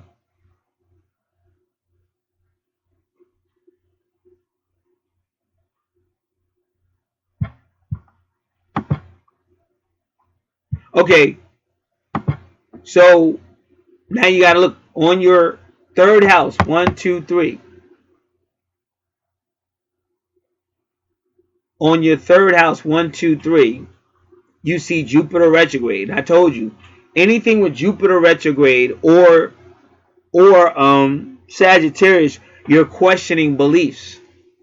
And I'm not saying this is the case, but that may have been the case, especially like when you are like from a foreign country, because some of these countries have a really strict belief system. Oh, the white's supposed to do this. Oh, we're just supposed to do it and all that. And you're not supposed to question it. But in my case, that's what happened to me. I believed all that garbage when I was younger and fucked up. My whole life was fucked up. I fucked up everybody's life that listened to me and everything. And I found that this was a bunch of crap. And then the people that told me that this was from God and that it was true, then they acted like they didn't say it. So welcome to planet Earth. So that taught me. And that's why I said in one of my rhymes, I used to do a lot of rap music. And I said, never again will I allow another man to tell me or try to imply how a life should be. So, like the Who, we don't get fooled again. So, I know that was terrible, but hey, so is life. Okay, so anyway, so you wake up. All this hell forces you to wake up. And what they're saying with your solar return. Now, people, this is why you get your solar return done. They're telling you right now, in this time of your solar return, it is time for you to wake up, to question things. To say, no, I'm not believing that no more. No, I'm not doing that no more. To cut out these loose ends. Because all I try to tell people is this. If you really want love, then pursue love. But maybe you say, well, I tried, didn't, I don't know what I want. I'm just going to do me now. But whatever you do, don't lie to somebody else. Like, don't break somebody else's heart. Like, everybody acts like they want to be one with the universe. Well, let me tell you about Mayat. Your Mayat confessions, because when you're down with natal charts and all that stuff, you're really down with Egyptology. But the confessions of Mayat were, don't break somebody's heart. So you're better off telling somebody up front, I'm just got out of a relationship, I don't want to be serious, or whatever, or yeah, we can get to know each other, whatever, and see how it goes. But for some reason, people just love, they have no problem lying to other people and hurting them. And also, sometimes you do tell people straight up. And that's why I stopped it, because I've been stalked over and over. I know you people can see why I've been stalked so much. No, but I have stalked out here on email stalking, like stalking, real life stalking, And so I'm real funny on who I'm around and who I whatever. So sometimes you could tell a person, nothing too serious. Let's just go out sometime and see what happens. And they'll go, okay, sure. But then they start stalking you and shit. And then, depending on how crazy they are, then you got cops involved and shit. Like, nah, I just don't need this aggravation, bro. Why is it so hard on planet Earth? I just don't know.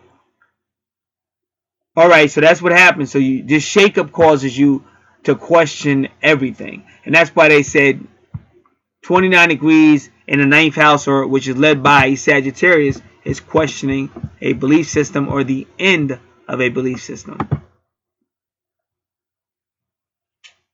Because they say it denotes the end of a spiritual cycle. It could be, but it doesn't necessarily have to be the end of a spiritual cycle. You just reinvent it, or now you see things a different way.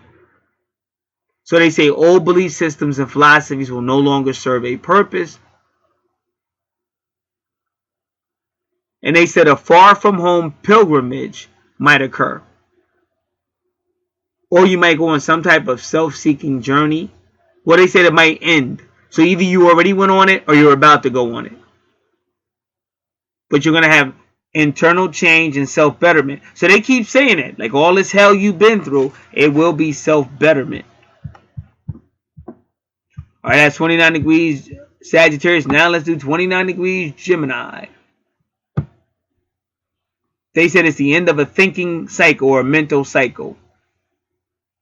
Because you may have been mentally overwhelmed or bored. And that's how it is when, people are getting on your nerves. You're trying to get away from something, or you just wish it was different, and you go over it over and over again.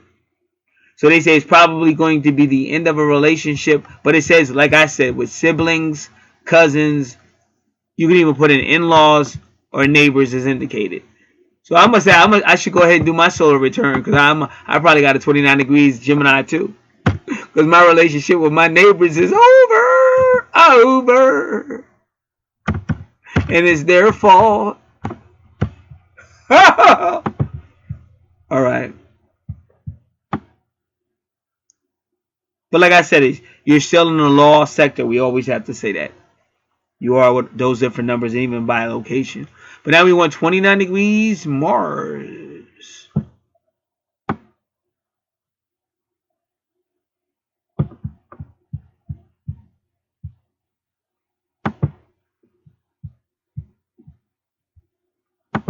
So 29 degrees Mars will have something to do with your energy.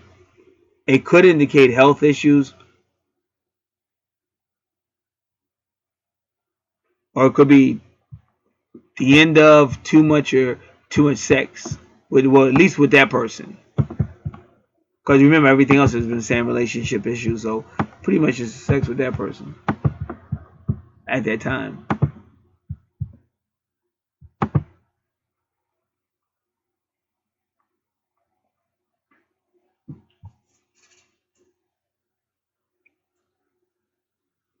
All right. That was one journey, wasn't it? But that's why you should get your solar return done on your chart. Very, very awakening. Very, very awakening. Very, very awakening. Now, it's just my nature. I like to experiment a lot. So, not saying this is true, but sometimes you can even say, well, Saturn retrograde.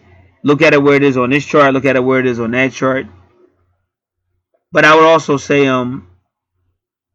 it also depends on, like, this is just a solar return, so it's only covering like a limited whatever. But I think, in other ways, you probably could do that. Only because what you're looking at when you're looking at those planets, they really are your teachers. So you could do that. You probably would learn something. Like if you took it, like a solar return is based on the degrees. The solar return is based on the year from when the sun is going to be 23 degrees and 50. If you took just a year from, just to see what's going on, just to get an idea, you probably will learn a lot more, but you would just follow what the planets have done, where the moves or whatever. Probably could learn something. I'm not saying, like, I've never done it before, so I can't really give it a thumbs up or not, but I just thought about that. But anyway, that's it for this read. It has been a pleasure. I definitely hope this person takes this stuff to heart and stuff like that. Me personally, no, I've always been in love. Since I've been on this planet, I've always been in love. There's been major attempts to make me stop loving, but they're not. They'll lie on you. They'll do whatever they can. They'll fuck you up.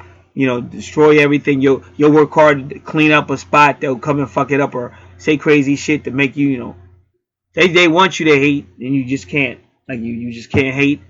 Like I said, I had a great experience with my soulmate yesterday. A unique experience I had with that person, but it was still great. It's different. It was different than it was a year ago, but it was still great. And it's like I could feel it again. It was crazy. Like shit, I could not feel no more. I could feel with her, and I couldn't believe I felt it. It was like, wow. I remember I used to feel like that. Like you actually give a fuck. Like it was strange, but it was nice. It was strange, but it was so nice that I had that feeling, because I hadn't had that feeling in a long ass time. But so yeah, love is still out there, but you got, if you want it, because I feel like this: if you said you wanted love and you get hurt and then you give up, then you didn't want it. You didn't really want it, because if you really wanted love, you wouldn't give up. And you just gotta find the right person. Stop dealing with losers and derelicts and stuff like that. And just take it slow. That's why I said everybody wants to jump in bed overnight. You just met the person. Take it slow. Like, just go back to old school. They used to call it courting people, not dating. They used to call it courting. And you take it slow, get to know a person, ask them questions, learn how to agree to disagree, tell a person how you actually feel. Listen, I'm serious about this. I ain't going nowhere as long as, we're respecting each other, stuff like that. That's how you grow. And then before you know it, you really will. You'll be waking up thinking about the person. Before you go to bed, you want to hear their voice before you go to bed. The beautiful things of love. This is Gad. I'm out.